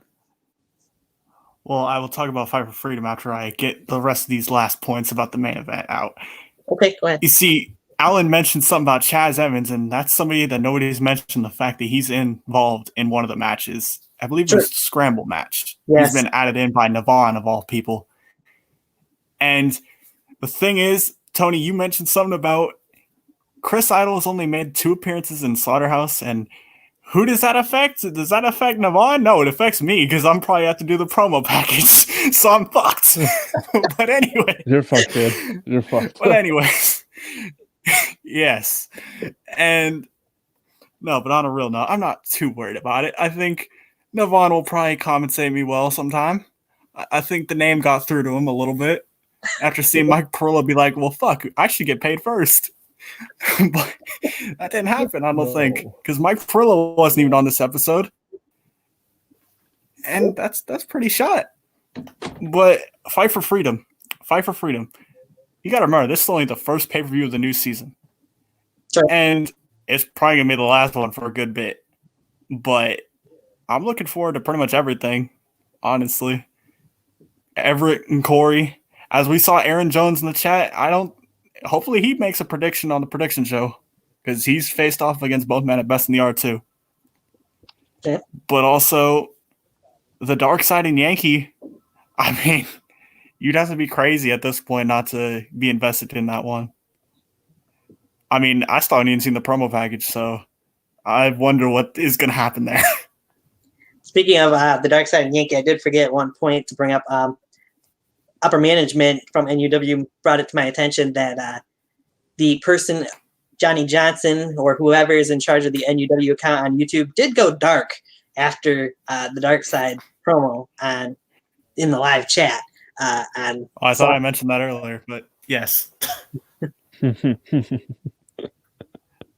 did go Alan dark. damn sure known that, and he was like, well, fuck. Put your blinds up. I'm not getting involved. Johnny Reed was actually playing another real thing. He was playing Apex with the Yankees. So I got Johnny's mic. Was like, yo, Yankee, you're a savage. Like, all the shit you're saying in the comments, I'm watching it live right now. You're a fucking savage, bro. I was like, yeah, fuck that. Hell's gonna freeze over. It's definitely gonna be a good match. I'm looking forward to it. Yeah, me too. I think, no offense to everybody else on the card, but that match is the one I'm most looking forward to seeing is Yankee and Darkseid. So, shit, if I was on the card, I'd be looking for my match, but I'm not on the card, so. Fair. I think Yankee and Darkseid, they won't want to admit it now, but once that match airs, they'll admit that match is probably going to be their best match in their career, at least in NUW. Like, it's going to be up there, I'm telling you. Yep. I'm sure. I mean, we've seen what those two guys can do against several other people in personal matches. Darkseid and Navon had plenty of personal matches against each other. Darkseid and Novin, for that matter, as well. And one constant that you can mention is Darkseid had his feuds with Navon. We've also seen Yankees have his feud with Navon as well. The one thing you could take away from that, though, to me, Navon kind of had the upper hand for the most part in the feud with Darkseid, whereas Yankee had the upper hand with Navon in their feud. So, but he had Yankee had numbers. True. He had the Murder Club at the time. Does he have the Murder Club in NUW? I mean, he has the boys, but we're in UWF. I mean, I gotta do my dues in NUW, so I'm basically a lone wolf in NUW. So that's all I'm gonna say. I mean, I got Johnny, the Top Guns are in NUW, but for UWF, the boys are over there. Gotcha. Jack Delta enters the chat room, says, I'm looking forward to McDonald and Idol as well, but Yankee and Darkseid is going to be sick. Yes, it is. It's going to be preach. It's to be a good match. Jack Delta. But Alan, I don't think anybody is really thinking about it. You think Darkseid doesn't have that in mind, that people might just be that pissed off at him live in that crowd?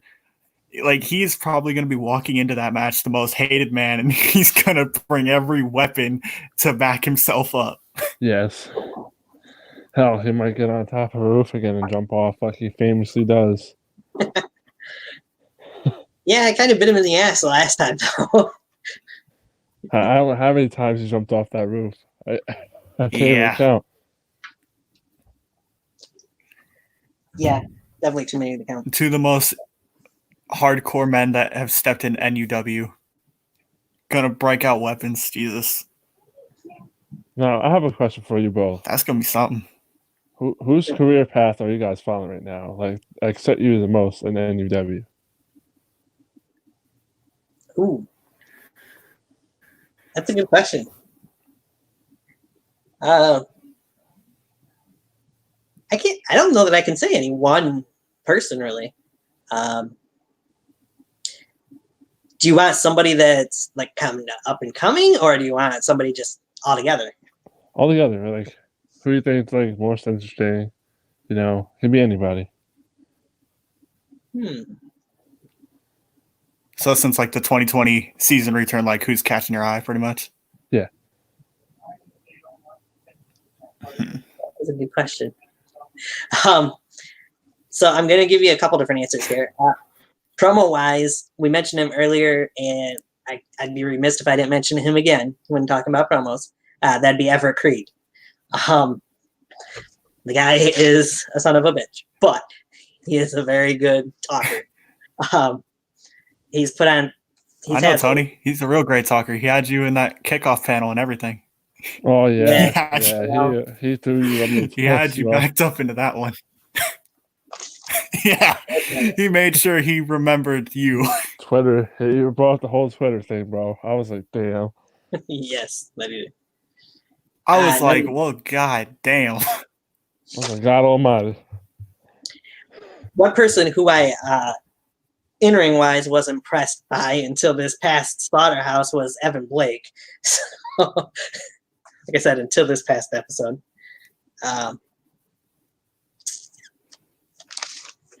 Yeah, trying to think who else really to say.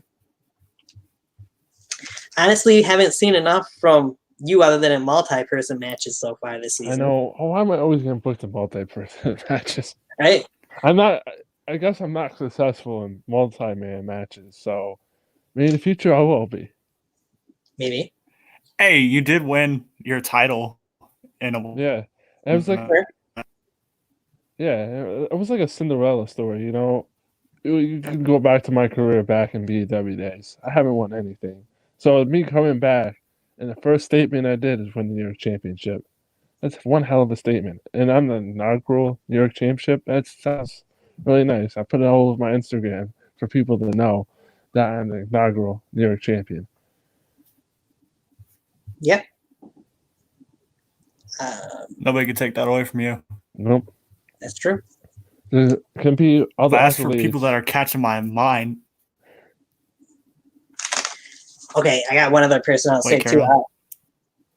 Then I'll let you take it away, Mr. Allison. Chris Mula would be another one. He may have come up short against Shadowgram and was stupid in what he had to say before the match, in my opinion. Nonetheless, he's shown a lot this season, in my opinion, so far that we've seen him. He did beat Caleb Cross on episode 29. He just had a good showing in this episode, so he's somebody I'm watching to see what he can do as the season progresses. Yeah. I know he's got a big match against Zach Cobalt coming up at Fight for Freedom too. So all I'm gonna say is Chris Mula. He can wrestle, but the only thing I can't you can't do really is spit bars. fair enough. I mean, what he said was kind of savage about Shadow. Really savage. Somebody needs to get him signed to Young Money Records. Pronto. Wayne, hit him up. I think Joseph Anthony can help him out with that. Joseph will get so pissed if Chris Mula gets signed before he does. He will flip his shit. Yeah. Joseph Anthony. He started first and he's still going to beat the underground rapper. Hey, he's one hell of a rapper. Young, Dumb, and Broke. Now, what does it tough. say for some of these originals of NUW that were mentioned? Well, at least I have mentioned a couple of newer guys and guys from outside the company that we've been impressed by so far over these originals from NUW. You haven't mentioned. I've been impressed by Shadowgrim because I think he's showing a different side of himself from when he was the undisputed champion. But when it comes to, and of course, you're a little impressed by, you got to be very impressed by Dark Side with this thing with Yankee. But when it comes to Navon, we've kind of seen a little bit of this side of him before. It's been a while, but we've still seen this side of him. We haven't seen much of David Lowell, hardly at all seen him. We haven't seen a whole lot from Joseph Anthony. Like I mentioned, you've only been in multi-person matches, really. We haven't seen a lot of Johnny in-ring wise. We've seen some more promos more so than anything from him, honestly. But yeah, I just think some of these other guys that are coming into NUW from other companies have kind of been put in the forefront, so as to speak. Yeah. I mean, it's good. I mean, these guys are coming from left and right. Like I said, like earlier, back in the BW days, it was just us. So when I came back, I was seeing all these new faces. I mean, before I left, we got UWE coming in here and VTW, met guys from there. But when I came back, some of them came and go. But I came back with new faces. So it's like a new, different breed of people. So I'm like, whoa, the hell? you got Navon still there. You got Kelly. You got Yankee. You got Johnny. But like, we got Chaz Evans. That's new. You got Evan Blake. You got Jay Genocide. You got all these other guys I just never met. The same thing with me. They're like, who is this guy? Oh, I'm the guy that kind of like helped BW back in the days. And I came back and I'm doing it again. I'm helping NUW out. Right. Like behind the scenes, I do a lot for BW back in the days. And as today, like I never left. I am doing the same thing I did back in the day. I help NUW out the best way I can by promoting it, by giving them money. I'm the cameraman. I usually mostly cameraman most matches. People don't know that, but I do. And I just try to do the best I can. Right. Because I want NUW to be successful. Of course. You know what I'm trying to say? So it's like, came back and this new me, I'm not using the name Alan Styles anymore. This is a new me. And I did watch my old matches the other day. All my old matches. Like the Day Destruction 2 match. My Havoc stuff. And the stuff now. So when I come back, this would be a little bit better version of me. Fair enough.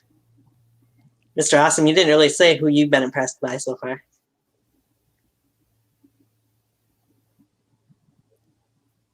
He's real quiet.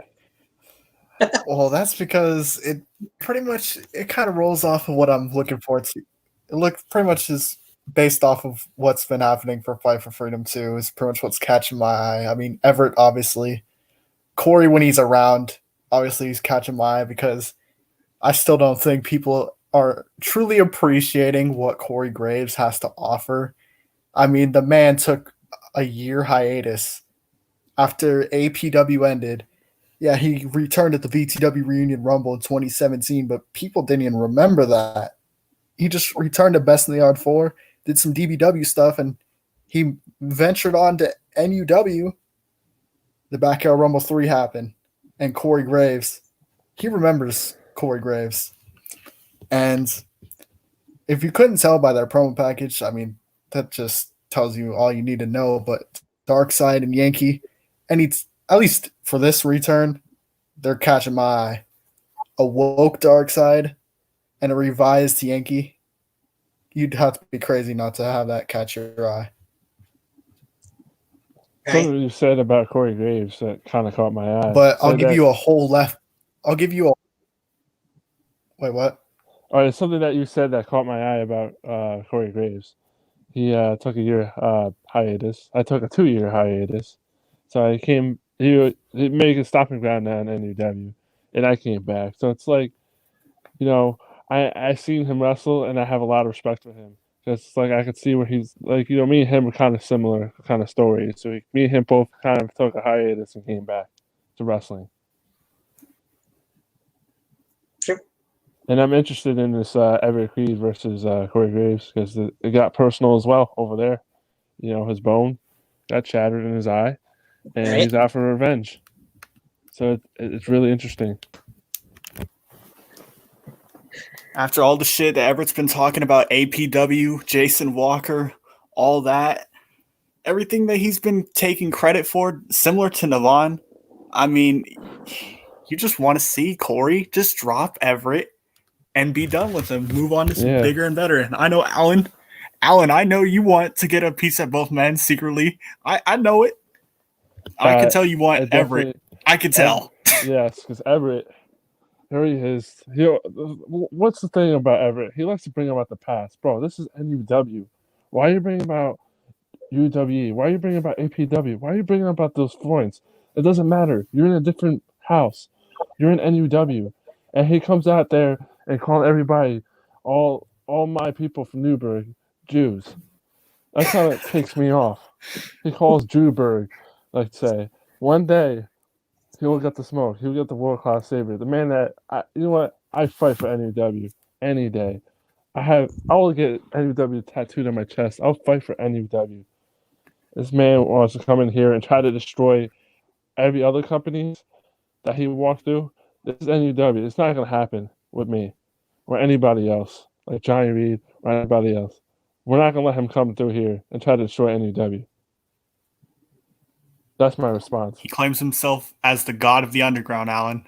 I'm sure that pisses you off a bit. Yeah, a little bit. It pisses me off. Yeah, you know what? It does piss me off a lot. This man's taking credit for a foundation that he wasn't in for a good chunk of change as well. Like, he thinks everywhere he goes, he's the god still. Yeah. He has the empire at his whim. And I believe you guys did have a little bit of an encounter at the Backyard Rumble 3 as well in the Rumble match. Hey, we might get rekindled that, down the road. Maybe we may have him cross paths. Maybe I could dethrone him. Perhaps. Be the one to knock some sense into him. Yeah. As if Corey doesn't do it first.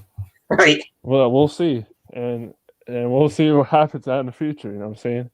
If I ever get cross paths with Everett Creed, he's going to get the smoke. When I'm punching him in the face, Dubrook's going to be behind my punch. For calling us all Jews.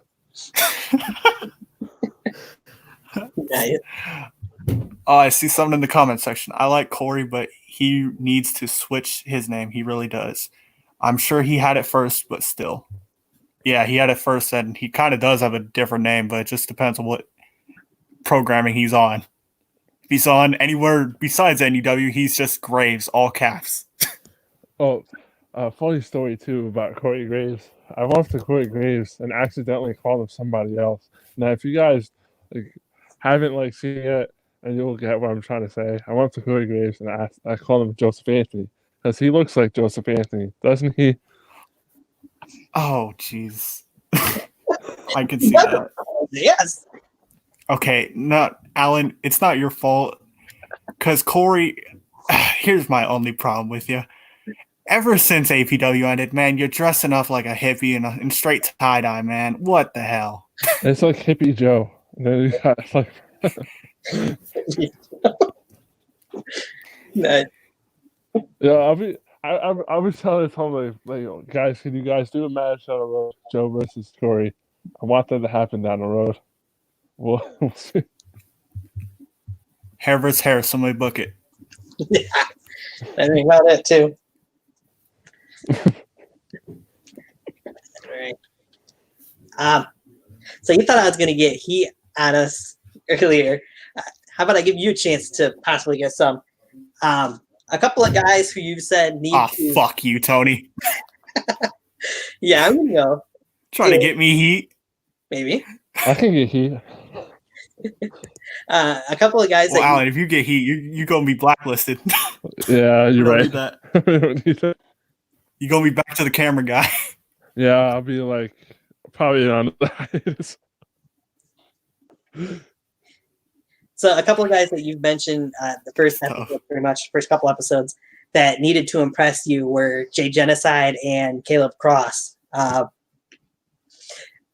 would imagine the answer to this question would be no, that they haven't impressed you in any way, shape, or form from what we have seen from them. What do they need to do to be more impressive, I guess, is to put it, and who else do you think needs to step up? Okay, well, here's the thing. Jay Genocide, I'm sure you're a good guy. When you're not trying to stab people, I'm sure you're a good kid. But here's the thing.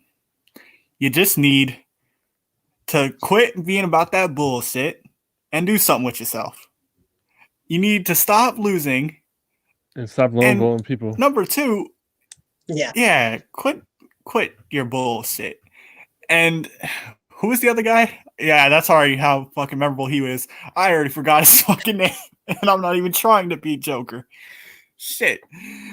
Okay, Jay Genocide and who? Caleb Cross. Caleb Cross. Okay. Well, Caleb, here's the thing.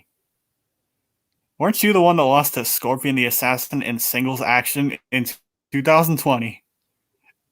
And I'm not trying to dog on Scorpion, but the man was focused on the heretics, so his mind was elsewhere. In other words, you couldn't beat a man on half mind, or even less than that. What is wrong with you? Seriously. And what can you do? Oh, man. All right, here's the thing. Hopefully, you just take some notes. You watch some BEW. Go watch some Proving Ground. Hit up Yankee. Ask him for the Rising Star Championship. A replica of it. Because that's exactly what you need to be.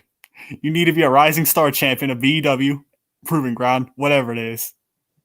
Anything. Because when it comes to the main titles, man, anytime soon. With the way you guys have been acting, it's not happening. I had a match with Caleb Cross like back in the day. Was he actually going by Caleb Cross then, or one of his other mini monikers? Forgot what he was, the Machine or something like that. And I was he's been known as the Machine. He's been known as I was my alter ego Havoc, Halloween Hell 3. Yeah, one time only. And I won. So yeah, props for him for losing a lot of weight though. That I will agree on that one. Because the last time I saw him was when he was the Machine. So when I came back and saw him like thin, and I'm like, "Yep, is that you?" And he was like, "Yeah." I'm like, "Huh." But I mean, and then like what he said about Scorpion. He's worrying about the heretics, and in his show he's worrying about the boys. True. For real, like he has more things on his mind, and you can't beat him in singles action with nobody in his corner. What is wrong with that picture? And, Tom's an old man. He didn't even come out with his tag team title. That's how unfocused he was for that match. And you still couldn't get the job done. Caleb, maybe you need to go hit up Scott Steiner and get him on an indie. Maybe the next day of destruction. Something. I don't know. Patreon. I know Tom's weak spot. It's the knees. It's the knees. His knees. Yeah. Bad knees. Get him in the knees. I don't know. Just do something. That's just my bad spell. Talking to you, Caleb Cross, if you're listening. Alan, you need to go hit up Johnny. Have him throw the Rising Star title. Yo. The old Rising Star title I have. We really need to bring back the Rising Star title. Caleb Cross versus... We need Caleb Cross versus fucking Jay Genocide. Rising Star title 2020. Let's book it. I was actually having a conversation about somebody about that title. I was like, I missed that belt. I'm just kind of sad that they changed it to the Continental title. The reason why is because the Rising Star Championship, is there any other company that has that name? It was like our own belt. True. Like, and I actually like the name because it's Rising Star. So whoever won it, like, is a star in the future. Like example, my brother Johnny. Yeah. I can see that. Yeah, that's definitely a title that would be nice to have kept around instead of. I came up with a good idea too. I was like, we got a top 10s possibly coming out after this whole quarantine thing is over. Like after Fight for Freedom 2, I pitched an idea to somebody. It was like, well, should we just get like old matches back in the old day, like greatest matches, like Day Destruction 2, my Day Destruction 2 match, or Yankee versus Navon, and just post like just a match, not the whole show, just a match for people to see, like a throwback like show, like how we did from the vault, something like that. Yeah. Yeah, I'm sure there's gonna be something because at least for Fight for Freedom 2, I believe that the top list that is going to come out for Yankees matches in the NUW Slaughterhouse as of now. I mean, it could drop at any time. Honestly, it'll probably Awesome. drop soon. Yeah, Like it's Triple. literally, it's 'Cause chilling. it's a It's tough chilling. it's a tough time right now, and it's good to release some wrestling, man. I think it's a perfect time to like throw stuff out there and have people to watch during this rough time. Give them something, you know. Yeah, you gotta. It's nice to be entertained by certain things right now. Hence Jack, why I joined. I wanted to get into this review. yeah, we're happy to have you. Jack Delta does mention there's a company called Rising Star Backyard Wrestling out there on YouTube too. So Oh no shit. Good to know. I I actually think do I follow know them. I think they just quit. I think I've seen a video that they quit, and then they've posted a couple more videos since then too. So I'm not sure. I don't know. I just saw one where the dude was like whining. He was emotional. I didn't really watch the videos. I just seen I don't know what was going on. them. So. But anyway, the second part of my question to you was, who do you think still needs to improve or could work on improving certain things, aspects of their game? Oh yeah, that's right. That's right. Tony's trying to give me heat because he Yeah. has some Brandon Castelli. All right. Here's the thing. Here's the thing. I don't got People that Brandon can Castelli, improve. so- Well, that was probably somebody on my list was Brandon Castelli because although he is New York champion, sorry, Alan, but you see, the thing is, after I'll be honest with the YouTube audience because I've told a certain somebody of NUW Power that I was not into that match. I really wasn't.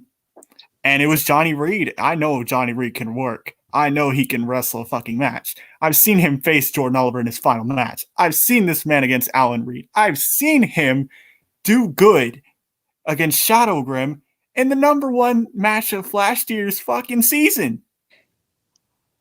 Oh my god. But with Brandon, it was champion versus champion. It makes you that more hyped to see it, but they just didn't deliver against each other. I don't think they had the chemistry, to be honest. I'll probably be the only person to say that.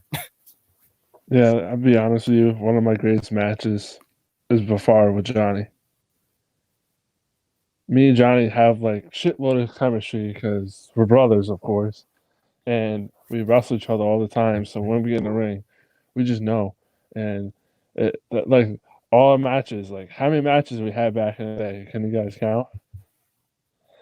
All those matches were fucking great. Even like the ones that we didn't really know how to work, it was all right, but like our matches were good. So I would love to have a match with Johnny down the road again because I know me and him can put on a fucking 5-star match. You guys agree with that? Yeah, I'd agree with it. I I want believe to it. see it in 2020, or at least future programming. I want to see it because back in the BW Day Destruction 2 days, you definitely, and you'll admit, you weren't as good as you are when you came back. Like, there's definitely a lot of growth between at least both of you. I can definitely say that. And now that there's a lot more story to it because a lot more has happened since. I think Johnny Like, Reed for me being who I am today. Johnny Reed's been helping me out a lot. You know, he taught me how to lock up and everything before I got back in the ring. You know, some things that I did on my own, but because of him, I've been a lot better because of everything he learned. He's fucking the beast. He's fucking like the shit. I think I'm his biggest fan, to be honest with you. Even when I'm behind the camera, I don't know, you can't see my face. I'm fucking smiling. It's like I'm Johnny's biggest fan. When that kid gets on the top rope and goes for 450, I'm fucking smiling. Like, oh shit, he's gonna do it. I get really happy. Every single match Johnny does. Nice. Even the one with the vest. Who was recording that match? Me. If you go back, you'll see me recording, smiling. I swear to God. Yeah, I saw that. You're just chilling on camera. You're like, yo, that's my best. Yeah. Just like, anybody. Like, I have I'm big fans of everybody. When it comes to Johnny, because he's my little brother. And I seen him from when he first started wrestling to he is now.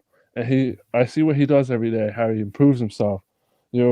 How he improves on the 450 or doing backflips. Like, this kid puts it all. And asked him, like, why are you like doing it? He says it's because of me. I got him into wrestling. I was the first one in the family into wrestling.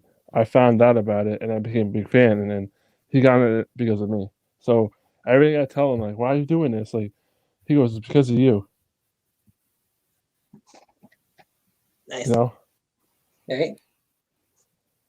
But it's awesome, But hopefully down the road, I hope it happens. There's matches I want to have with people like Everett Creed, Navon. I had a match with Kelly, but did I have a match with Kelly at NUW? We crossed paths in UWF. I don't think we crossed paths in NUW. Trying to remember if you guys had a Continental title match or not. No, I don't think so. I don't think so either. So, it's interesting. 2020, you'll see what happens. Yeah. We'll see what happens. So now, is that Brandon and Johnny just didn't have chemistry, or is it just that Brandon needs to get better in the ring? That's the question. Well, God damn it, Tony. You fuck. You fuck. I don't want to get heat. Wow. Okay. Now here's... Well, Alan, it's okay. Because I'll put you both over in this one. Because I think Brandon can be in a good match. He can. The Fatal 4-Way at Halloween Hell 3. I like that. Well, I just think when it came to this match, like, I wanted to like it, but I just didn't. And that's nothing against Brandon. He could probably tweet about it, but it's nothing personal. But I just didn't mess with that match. Like, outside of the whole throwing Johnny Reed into all the audio equipment, like, the match just didn't stand out to me. Not that it was supposed to be the main event of WrestleMania, but fuck. Yeah. Well, the thing is, Johnny's That's a just my brother, so opinion. I don't want to say anything bad about him. I mean, he tried his best, and then we got Brandon Selly, which is a friend of mine. We became really close, so I don't want to say anything bad about him because he's my friend, and I love the man, so can't say anything bad about him either. Well, I can. Hey, and that's just for that match. Like, I'm sure they could have done better, and they'll admit it. Yeah. I mean, I had a couple matches with Brandon Selly, and he's good. To me, he's good. Better than me. There's things I need to improve, to be honest with you. Yeah, this is coming from me. I need to improve on a lot of things as of right now. Meant for everybody, so. Yeah. Well, we all have our flaws, you know what I'm saying? Yep. Some people make fun of me how I wrestle, but there's something that I have back in my mind. It's like, ignore what they're saying. I could push and improve myself. And just one thing that I could do that probably they can't do is fight. So they want the smoke, they got the smoke if they want it. So I just put it out there. Right. Well, we'll see at Fight for Freedom 2. I'm looking at the YouTube chat. Yeah, I see that. I'll get to it in a minute. We'll see if there's a company called Rising Star Backyard Wrestling. Okay. Yeah, I mentioned that already. What about Fight for Freedom 2? We'll see at Fight for Freedom 2 if Brandon can have a show stealing or even worth watching match with Revan, or if he decides to drop any names again. Oh, I know this is like from the beginning, from me joining in, and I mentioned something about Jacob Stone. There is real life heat between me and him. Like, he has me blocked on everything, so I have no idea what he's doing right now. So it's real life heat. That's why I don't care about the man. And he actually did leave wrestling, so he's gone for good. Gotcha. So if you want to know what happened, I can tell you privately.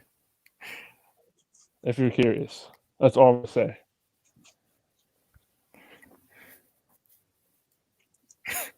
Well, that's That's tough. that's tough. I did not even know that, but it kind of worked though.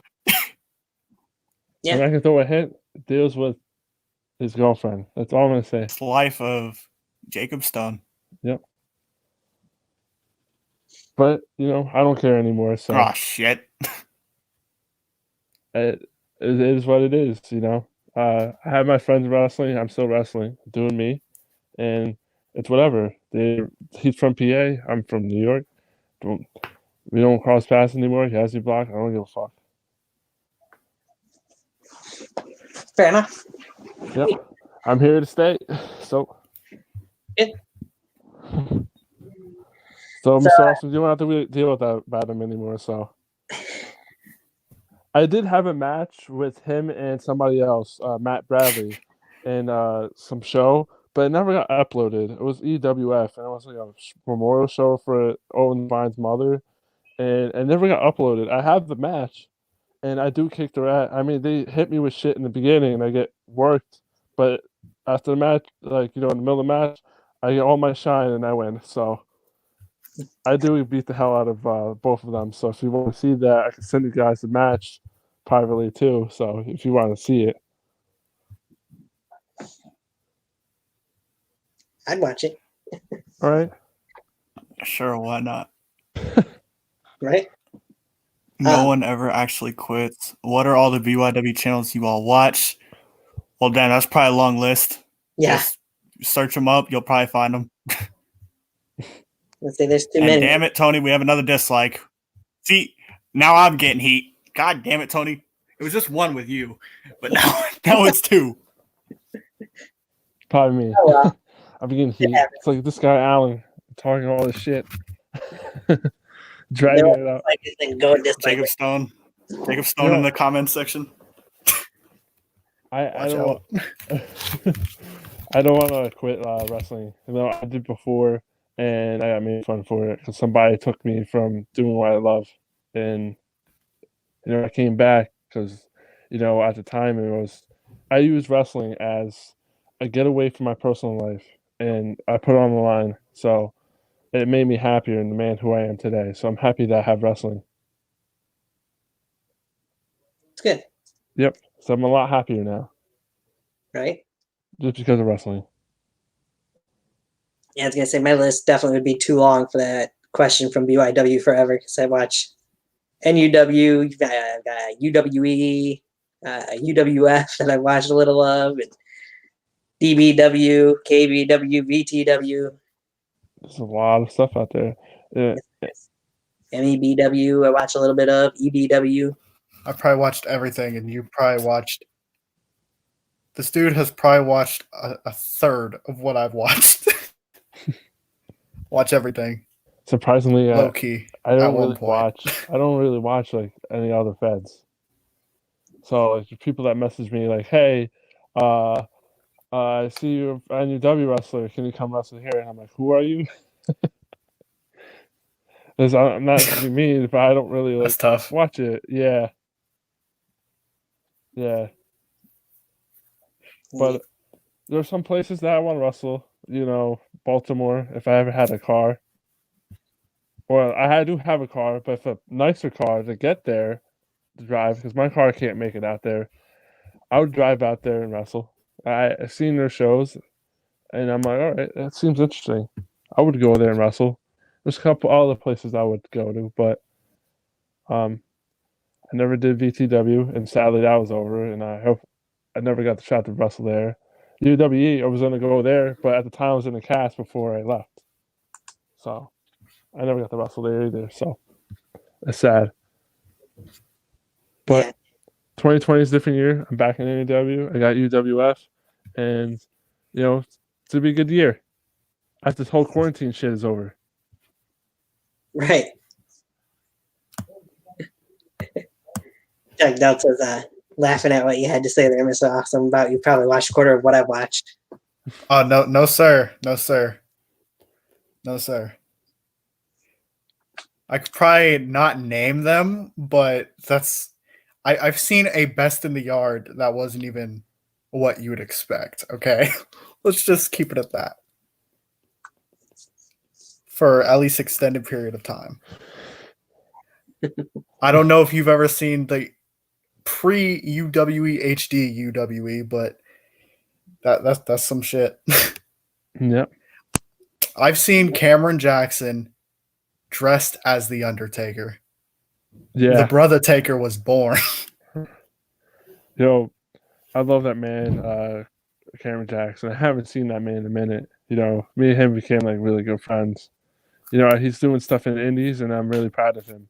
One day I told him I would make it out to the shows, but again, it's like a whole car issue. If I had like time to get my car fixed, to make it like if better to drive out long out there, I would go to a show and support my boy CJE because he is the GOAT. 16. Still got a shirt, the Black Toes Flash shirt from him. Some days I go out and rep that shit. I always wanted to get me one of those shirts, but I never did. Most of us got it. Most of us BEW guys or NUW guys got it. Right, he was around for BEW days. Got my share of shirts, but nothing from him. I got my own shirt now. I'm trying to get a good chunk of them. I need me a Cam. I need me a Drew. I definitely need. Honestly, I think I want. Well, if I'm going for like NUW merch, I would try and get like a Top Guns Oliver Club or some shit. Murder Club, definitely. I mean, I have a shirt design that, but there's like a couple Murder Clubs that you can get. Yeah, I got an NC shirt. Yankees about to open up the store. Yeah, you got the OG Murder Club shirt, which I have, and you got the second version, which I don't have, but Yankee does. That one, and then you got the boys shirt now. The boys. Yep. Brought to you by the boys. Murder Club presents the boys. That's what the shirt says. Yankee was wearing on here. Yep. To show who that last person was. But this is just not like a lot of people, so there's only a few select people in it. So we just revealed one of our newest members in the recent episode of UWF. And I actually did post it on my Instagram. If you guys want to know it, it's Joseph Anthony. Joseph Anthony is our newest member. Not too surprised by that, really. And there's one more member. We don't know who it is. You just have to wait and see. Jack Delta says I watched quotes around ECW, so the UIW version of ECW, through its entirety, and VBW doesn't get talked about anymore. Yeah, there's a lot of like old promotions that, there was one I used to watch, and I know you guys know who I'm talking, who's in it. When I say his name, Wicked J. Whoop whoop. That one. ES motherfucking W. That one I actually watched when I was younger. Kind of got me into back in wrestling. But I had my story. Cannot have seen that at one point. Yeah. It's like a KBW video. It's going to be recommended at some point. Yeah.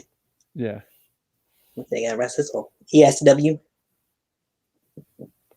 Us guys are trying to get up there, and it's sad that NUWs will be down to the last year. So that's why I'm trying to find an alternative, like SBW, trying to probably make its way out when NUW's over. You got UWF that's trying to make their name. That I'm over there trying to help out. So we have something new, fresh for people to watch after NUW's over. It's always good to have something something more to watch. Jack Delta does say ESW, it's still going. They have a separate channel called Shockwave, which I do follow that as well. I haven't really watched a whole lot of their videos, but they do have that. Good to know. It's something that I miss kind of watching that shit. I miss Wicked J, who's one of my favorite people, was an innovator in back of wrestling. And he was kind of one of the reasons why I got into this. I think, speaking of Wicked J, one of his matches was probably, other than KBW, was probably one of the first things I really seen. I never really dove much into ESW-wise, but definitely was somebody I actually, after hearing about what happened to him, went and watched some of his matches back. And somebody I could see why he'd be an influence to people that are in backyard wrestling. Yep. And I gotta say something. Every single people that are doing backyard wrestling, I respect them because it's something that we love doing. Wrestling is our passion. So it's we get shit on a lot by indies or I'm trying to say that we're back at wrestlers. We shouldn't be doing it, but the reason why I do it, my reasoning is why I do it, is because I have the creative freedom. I can do anything I want to my character. They let me do I pitch ideas and they let me run with it. You know what I'm saying? Sometimes there's something I don't like, but I go with the flow. But that's why I like back at wrestling because I have a lot of creative freedom. Right. Yeah. I don't get shit on. I could do whatever I want. So I don't see myself ever going to pro wrestling because there's a lot more to it that is hard. I respect what they do, but I know they shit on us back at wrestlers a lot. So yeah. Jack Delta does mention, I know I've seen this as well, unbelievably another member of their roster, ESW's roster, has passed away too. Yes. Yeah, I heard about that. It's sad. Yeah. Where crazy shit. tribute show for him. What's that? Crazy shit. Yeah. Yeah, and it's right around this time I believe that Wicked J passed away a few years back too. So yeah, I remember he passed away, and me, Johnny, and Jordan Oliver were in my basement talking about it. The Top Guns. nice.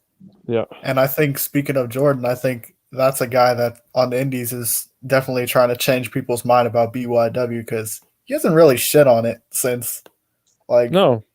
He did a BYW show last year, as a matter of fact, for, I believe it is Game Changer Wrestling on Fight TV. So motherfuckers are getting paid to do this, and they weren't sitting on it then. So yeah, why not? they actually they showed a picture of him back in his backyard days.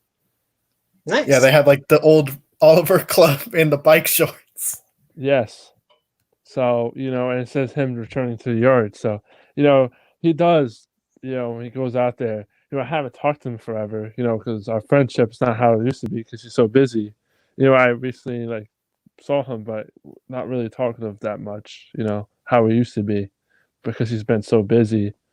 But I do miss our friendship. But I mean, we would technically consider us as friends, but we don't really talk how we used to.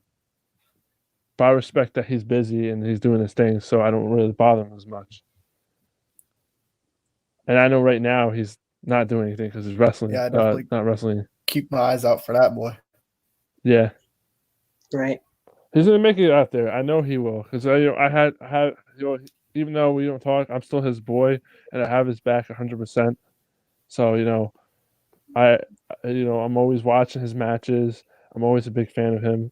I kind of got upset when I saw him on Botchamania the other day. One of the episodes of Botchamania when he faced Joey Janela. I was like, damn, he got me into that. But people botch. I botch. We all botch. Jack Delta mentions you find yourself in the yard. If you can get over without even being trained, you're talented. Also says Matt Morris is pro and shares his yard stuff all the time. And Cage still has KBW in his Twitter handle.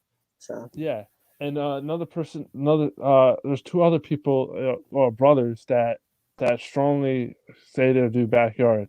The Young Bucks. Yeah, the new book that came out. This is from the backyard to now. I mean, they're really passionate about their backyard shows when they ran it back when I was younger.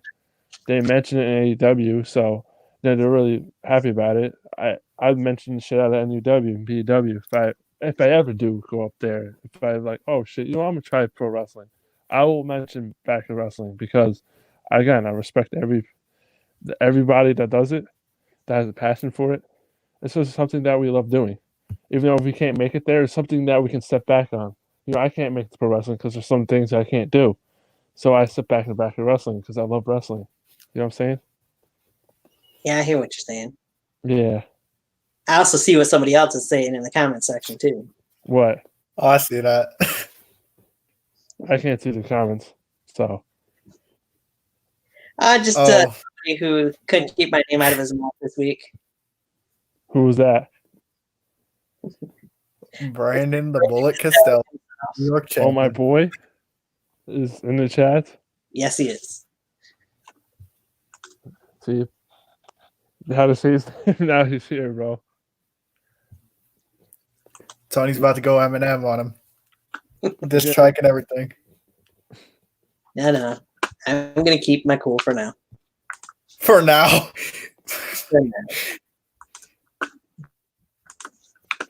There'll come a time and place. Damn. Tony's undefeated in his backyard wrestling, YouTube wrestling career. So Brandon might want to watch out. He might have a new New York champion on our hands. You never know. So the infamous clothesline again. Wait, you actually wrestled, Tony? Is that true? Do you know how I to do work? have a match, if that's what you want to call it. But Do you know how to work, brother? I gave a clothesline. That's all that happened in the match, and I pinned a guy. Hey, it got a 3 count. But I still got a 1, 2, 3 in my hand racing victory. So hey, I'm going to match. Hey, and you almost had a Ultimate Redemption or Best in the Yard 4 match with Tommy Dong. So Tony's making moves. He's working the towns, brother.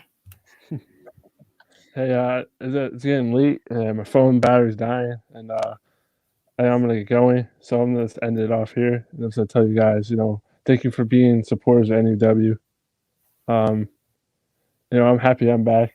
We should do this again. I mean, I think we're most definitely gonna talk again when Fight for Freedom is about to come out, right? Yeah. Yeah. And we might be seeing each other in that kickoff show. We might be. Yes, I'm definitely gonna be there, of course.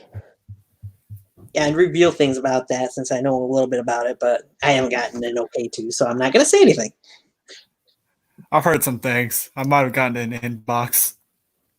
Yeah. Might I don't have. know what time it's supposed to be, but again, thank you guys for being supporters. We all appreciate it. I mean, me and Yvonne have been talking the other day about you two, how you guys have been really good supporters of NUW. And I appreciate it, and Yvonne appreciates it, everybody appreciates it. Thank you so much for sharing our stuff and trying to put NUW on the map. well, you guys, no problem, man. So I'm going to get going. It's good talking to you guys. I want to talk to you guys again soon. that's talking to you too. All right, man. Take care. See you later, man. See you, man. Brandon, you can keep waiting all you want. Top 5 yards ever, Jack Duff said. That is... Okay, Jack. Listen here, bud. You keep talking about these top 5s. I swear to God, I'm going to have to do one for NUW. You fuck. I'm going to have to take your MEBW world title from you, and I'm just going to walk up to NUW's Slaughterhouse. I'm going to cut a promo, and Tony's going to hit me with the clothesline and win it for himself. That's just how it's just going to work. Because top 5 yarders. Fuck. Right. I mean, honestly, just fuck. How can you do that? Okay. Well, fuck. I don't even know if I could try that. I don't even know. I wouldn't even attempt to. So. I mean, I could tell you who my number 1 would be probably, but that's just, I'm biased to a certain person that I've watched. So I'm throwing up the X. So I think I know who it is. I'm throwing up an X. It's on fire a little bit. yep, you'd be right. Hello, world. Hello, world, indeed. Infamous. We got the green shorts. Cameron Jackson loves them. Sure he does. Okay, I'm seeing something on Facebook. I want to see if you can get this, since I don't have you on Facebook anyway. Number one, Cameron Jackson, Jack Delta says for him. So this is a little word game that I'm going to run past you here. I know this is way off topic because it's not NUW, but hey, what the hell? It's my show. Fuck it. Something my dad had posted last night. So I have 6 eggs. I broke 2, fried 2, and I ate 2. How many eggs do I have left? I'm being a smart ass right here. 16. You got 16 fucking eggs. Nice response, but wrong. Oh, who would have ever told me I was wrong? Come on. I just told you were wrong. That's fine.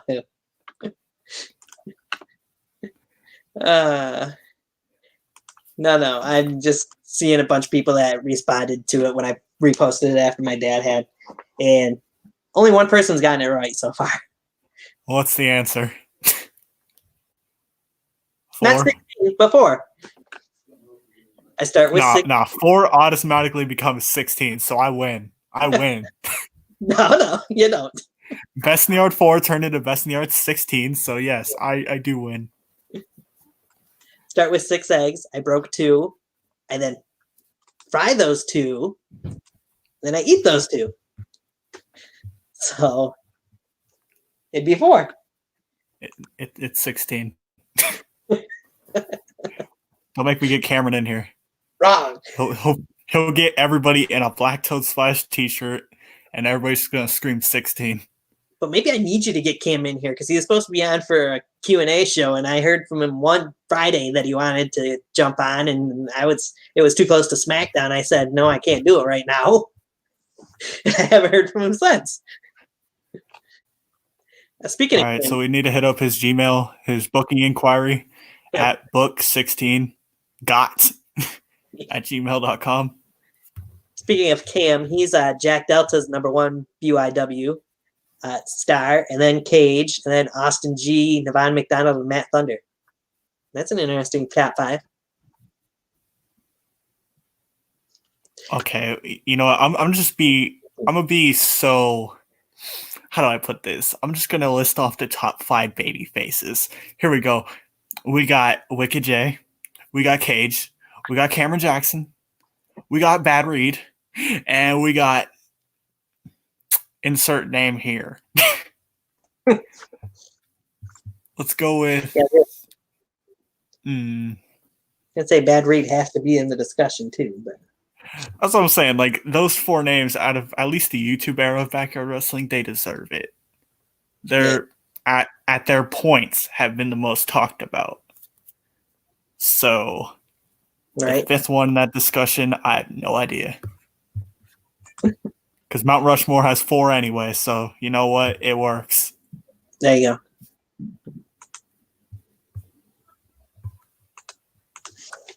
Works for me.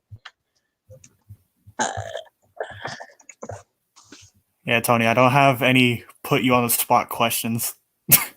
Aw, I put you on the spot though.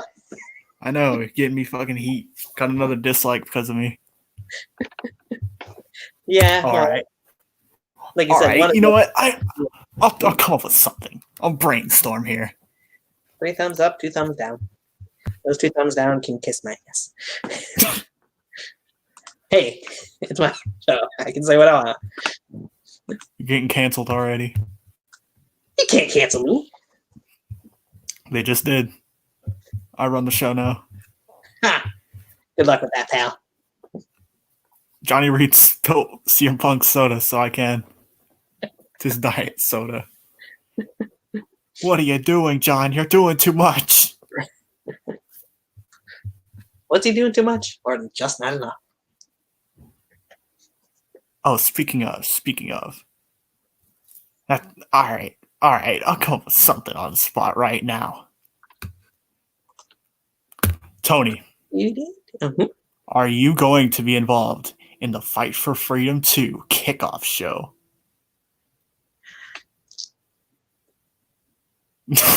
Tony's all, fuck no. Yes. Followed by Big Time Mike going, are you stupid? Are you stuck? Are you dumb? Are you Right. slow? Do you have too many X chromosomes? Yes, all the above. Of course. Why wouldn't I be? Work isn't going to stop me. I did get the inbox about that, so.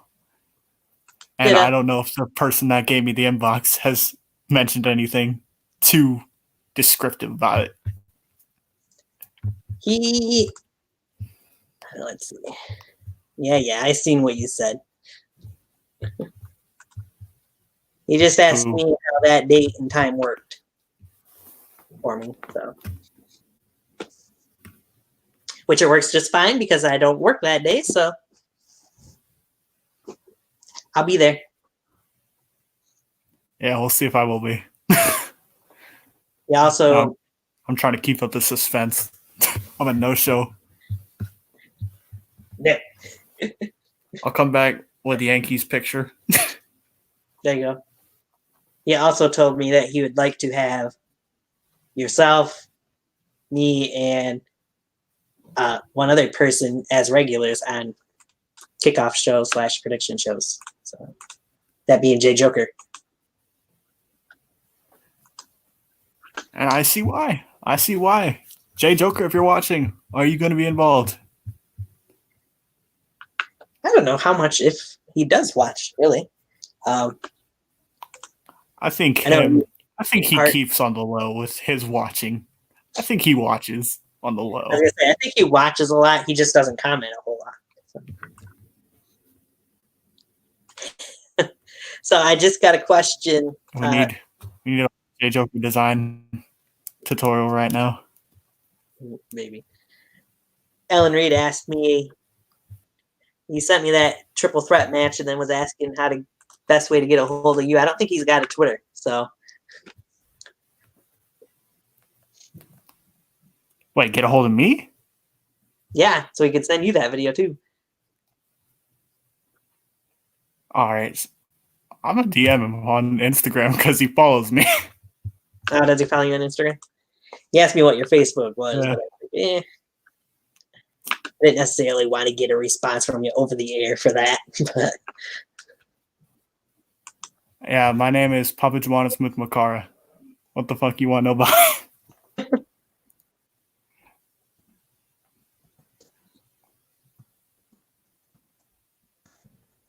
I even follow you on Instagram? Yeah, I believe so. Let's just say I follow. Goddamn, we have 6 viewers. We have 6 viewers right now, and we're not even talking about NUW. People, please, 6 viewers. Somebody please type something in the chat. We don't need Jack Delta carrying the whole fucking thing. Right? I mean, anybody want to say anything about NUW or backyard stuff anyway.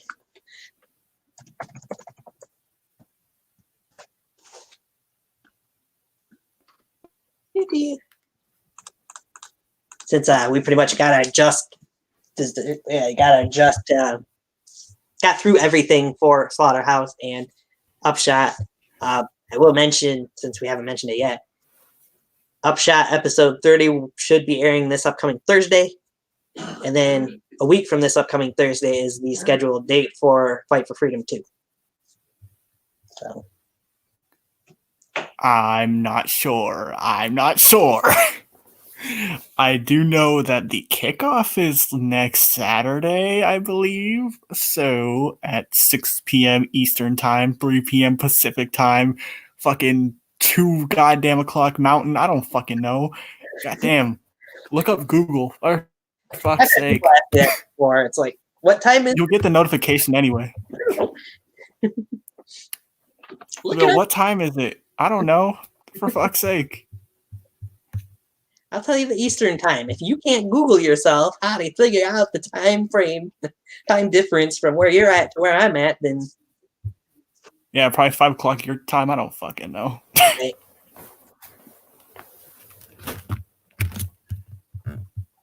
And I still want to know who the special guest is.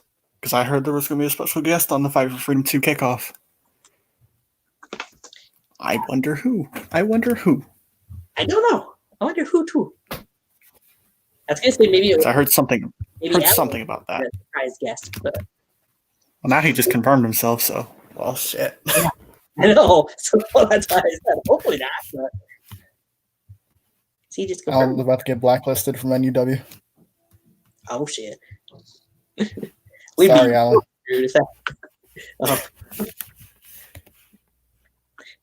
Well, we don't look to blacklist anybody just because we like to have fun with people and critique people on here. And sometimes the boys take over, but you know what? The boys take over. The boys take over. They're the boys. And it's Yankee, so when Yankee wants to take over shit, he takes over shit. Who's gonna tell him no? Wow. That's what I'm saying. Right. It ain't like I planned nothing. And people will probably, if you think that I maliciously tried to put Darkseid in a position that is 100% false. No, actually, I was expecting Yankee to just destroy me for the whole 5 hours. But, but no, that ain't what happened. Yankee gave you some content. We hate content, I guess. And if you have not seen any of the reviews before this, the following animals were not harmed in the production of this fucking stream, okay? It's called Slaughterhouse Review. We weren't reviewing people getting slaughtered or animals or anything. Shit just happens. Then I responded with the same way he responded. Anyway. That was off topic, I know, random what I just said, but still. Somebody decided to be cute and funny and say hi, Tony, on Twitter, so he got his response the only way that he should get it.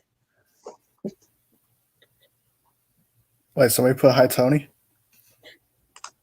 I'll give you two guesstimations as to whom I'm referring to that was in here earlier in the chat section after we were talking about him earlier in the show.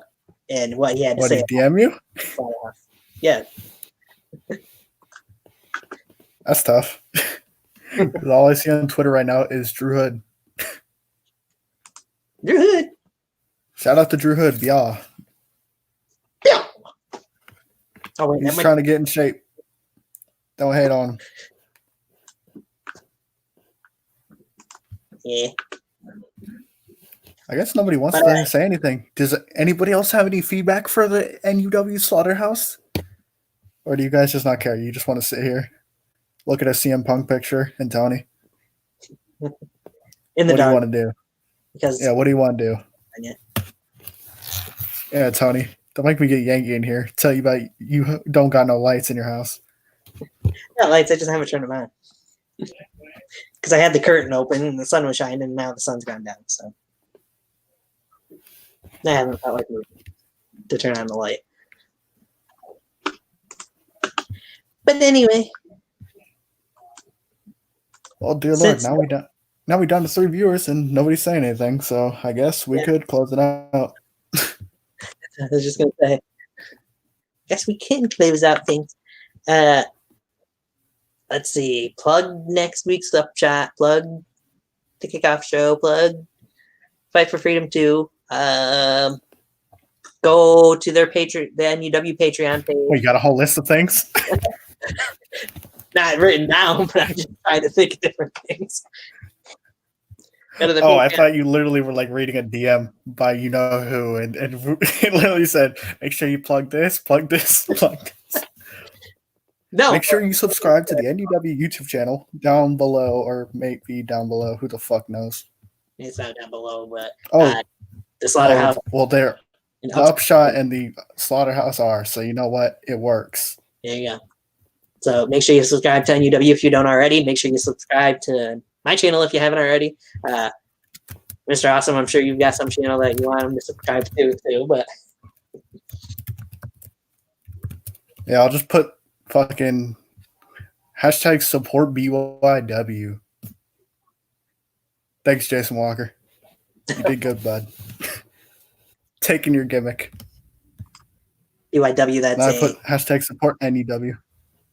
yes, support NUW. There you go. It's a BYW that some people say is the dated name for YouTube wrestling, but I can cry about it.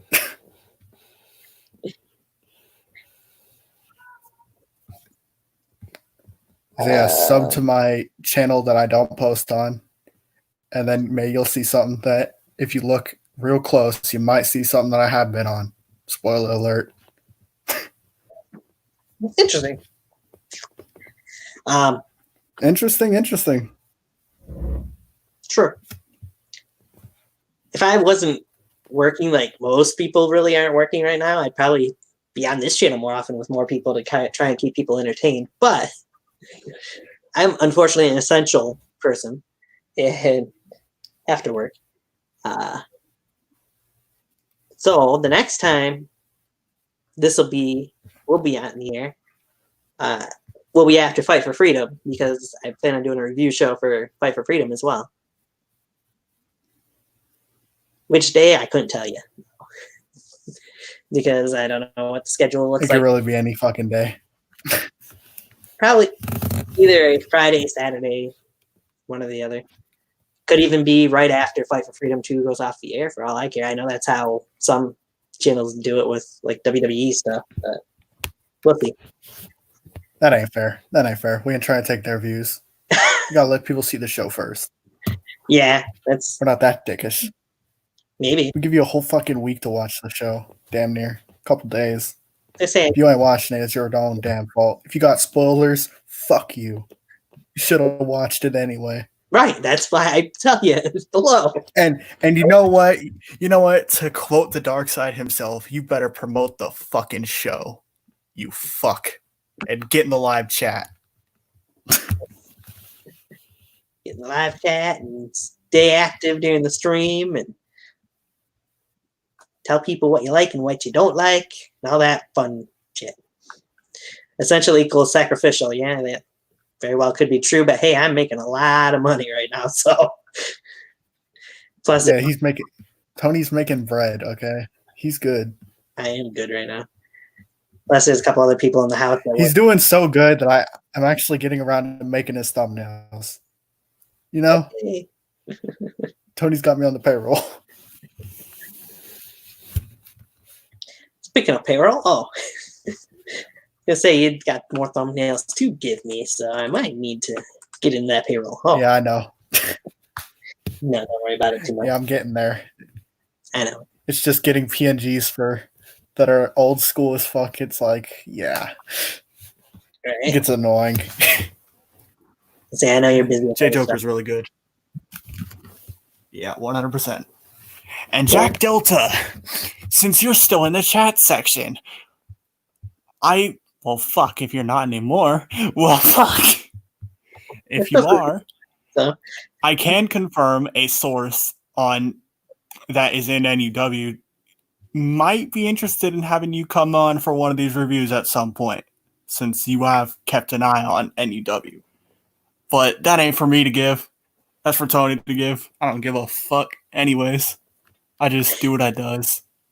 I was gonna say, my invitation's been out there since the first episode we did. Anybody who wants to jump on here, more than welcome to. If they want it, all they have to do is ask, pretty much. So the invitation's there. That goes to fans, that goes to the wrestlers, that goes to the promoters, that goes to everybody. The graphic makers, it goes to the person that sets up the arena, it goes for everything. Damn near. The fucking gold face for that matter. So I think we need Goldface as a Q&A session. yeah. We need to talk to him about how his weight loss is going a lot of times. Because that man, he could be ripped, he could be plump, he could be anything. Yeah, that he can. Yeah. Goldface is the fucking man. He's sometimes tall, he's sometimes short, he's Sometimes has hair, sometimes he doesn't. Shit happens. it does. Goldface for hardcore champion. Let's get it. Hey, why not? It is He beat Navon. Guts of Glory. He has a right. Sure. Yeah, he beat Navon last season, so why not? If Vivica Jones gets to add her name to the list of people that have upset Navon. Shit, Vivica Jones could be in the match too. You never know. She could be. She very well could be. Anything can happen in NUW. As it's been proven. Careful with that. Like that one definitely can be given gimmick infringement since a certain company, high top company, uses that phrase. What? Anything can happen? Oh yeah, I think I've heard of that once before. Maybe. I got lost for a second. I had a flashback of if it don't make dollars, it don't make sense. But I was like, well, fuck, I didn't even say that. Well, somebody before you know what? Since we're plugging a lot of things, go check out the KVW channel to see AK and Cage review some matches. There you go. There's your Cage plug. The last one that they reviewed was their very first match against each other, and they are going to review the House Brawl at some point as well. They have, and hopefully they get a good guy named. Well, I ain't gonna give his real name, but a guy named Mike. Give him a call. They can watch some things. Hashtag big time. That'd be entertaining. Boom, biatch. I think that's another guy I need to. I feel like just plugging like everybody else in this top fucking list of Jack Delta. I'm just looking at it on my screen right now. Yeah. Check them out. Fuck it. Check out anybody, check out everybody. Just keep yourself entertaining. And if you bitch about it, at least keep it behind closed doors. Or put it out there for the world to see if you want to piss people off. Why not? Right? And if anybody gets harmed as a result of this review show, that's not my fucking problem. I second that notion.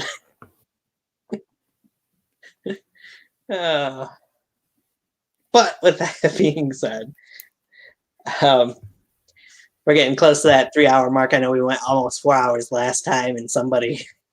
Well, shit, Tony, we might as well just put like a time code as a result of this shit. Well, really, you can stop about an hour ago. You would have been good with our show, but that's besides the point. Hey, we had Alan in here. It's a good time. Why not? People need content. They need shit. We had 6 viewers in here, so some people didn't have anything to do. Some people are going to watch this afterwards. And hopefully some people post their actual comments after the fucking stream if they watch it. That'd be nice, but... Because Tony still needs after... Yeah, Tony's about to rip somebody a new asshole for not doing it. No, but some people do. Some people do. At least in DM. Yeah, that's about it. I was going to say, once in a blue moon, I'll get a comment on a video. On an actual video underneath it. But not very often. I've even thought of reposting videos before, but I haven't done it. Because I haven't quite figured out how to. Because if you live stream it, you can't live stream a past stream, I guess, or something to that effect. So I know what I should tell people to do. Tell me who you want. No, I've gone there before. I'm not doing that again. I don't care who people want to see on my show because I've kind of gone away from having guests other than doing this show right now. So. But if people do want to see, oh, I guess I could plug. I changed my Twitter handle. Yeah, if you want guests, as long as if you want fucking guests, hit them up. Ask them. Yes. Tell them, hey, Oh yeah, and you did change your Twitter handle. Yes, new Twitter handle at Tiger Talks Res, WRES. So if I play this video at the end here, you guys would have the wrong information, so I'm not playing no video. You know what I should have? I swear to God, Tony. What? I didn't do nothing. The fuck if you didn't? Your lights went all the way dim as you said that. Made it all dramatic, like everybody had to fucking pay the attention to me. Everybody's looking at me for this shit. Perhaps. I was gonna say, maybe we need to invest in, since you mentioned it earlier, perhaps some theme songs from NUW to end out this show. Seems how it is an NUW show. Oh, so you want to play an NUW theme song to get out of here? Okay. You know what? That. I mean, I do have an idea of a song you can play. Oh, do you now? Well, depends. Do you want a groove or do you want just a mood right now? Because I can give you a mood. Let's go with a mood. Well, either American Psycho 2 by D12 or The Night by Disturbed. And we'll see you at Fight for Freedom 2's kickoff. Let's see which one you choose. I gotta go Disturbed. And yes, we'll see you. Fight for Freedom 2 kickoff.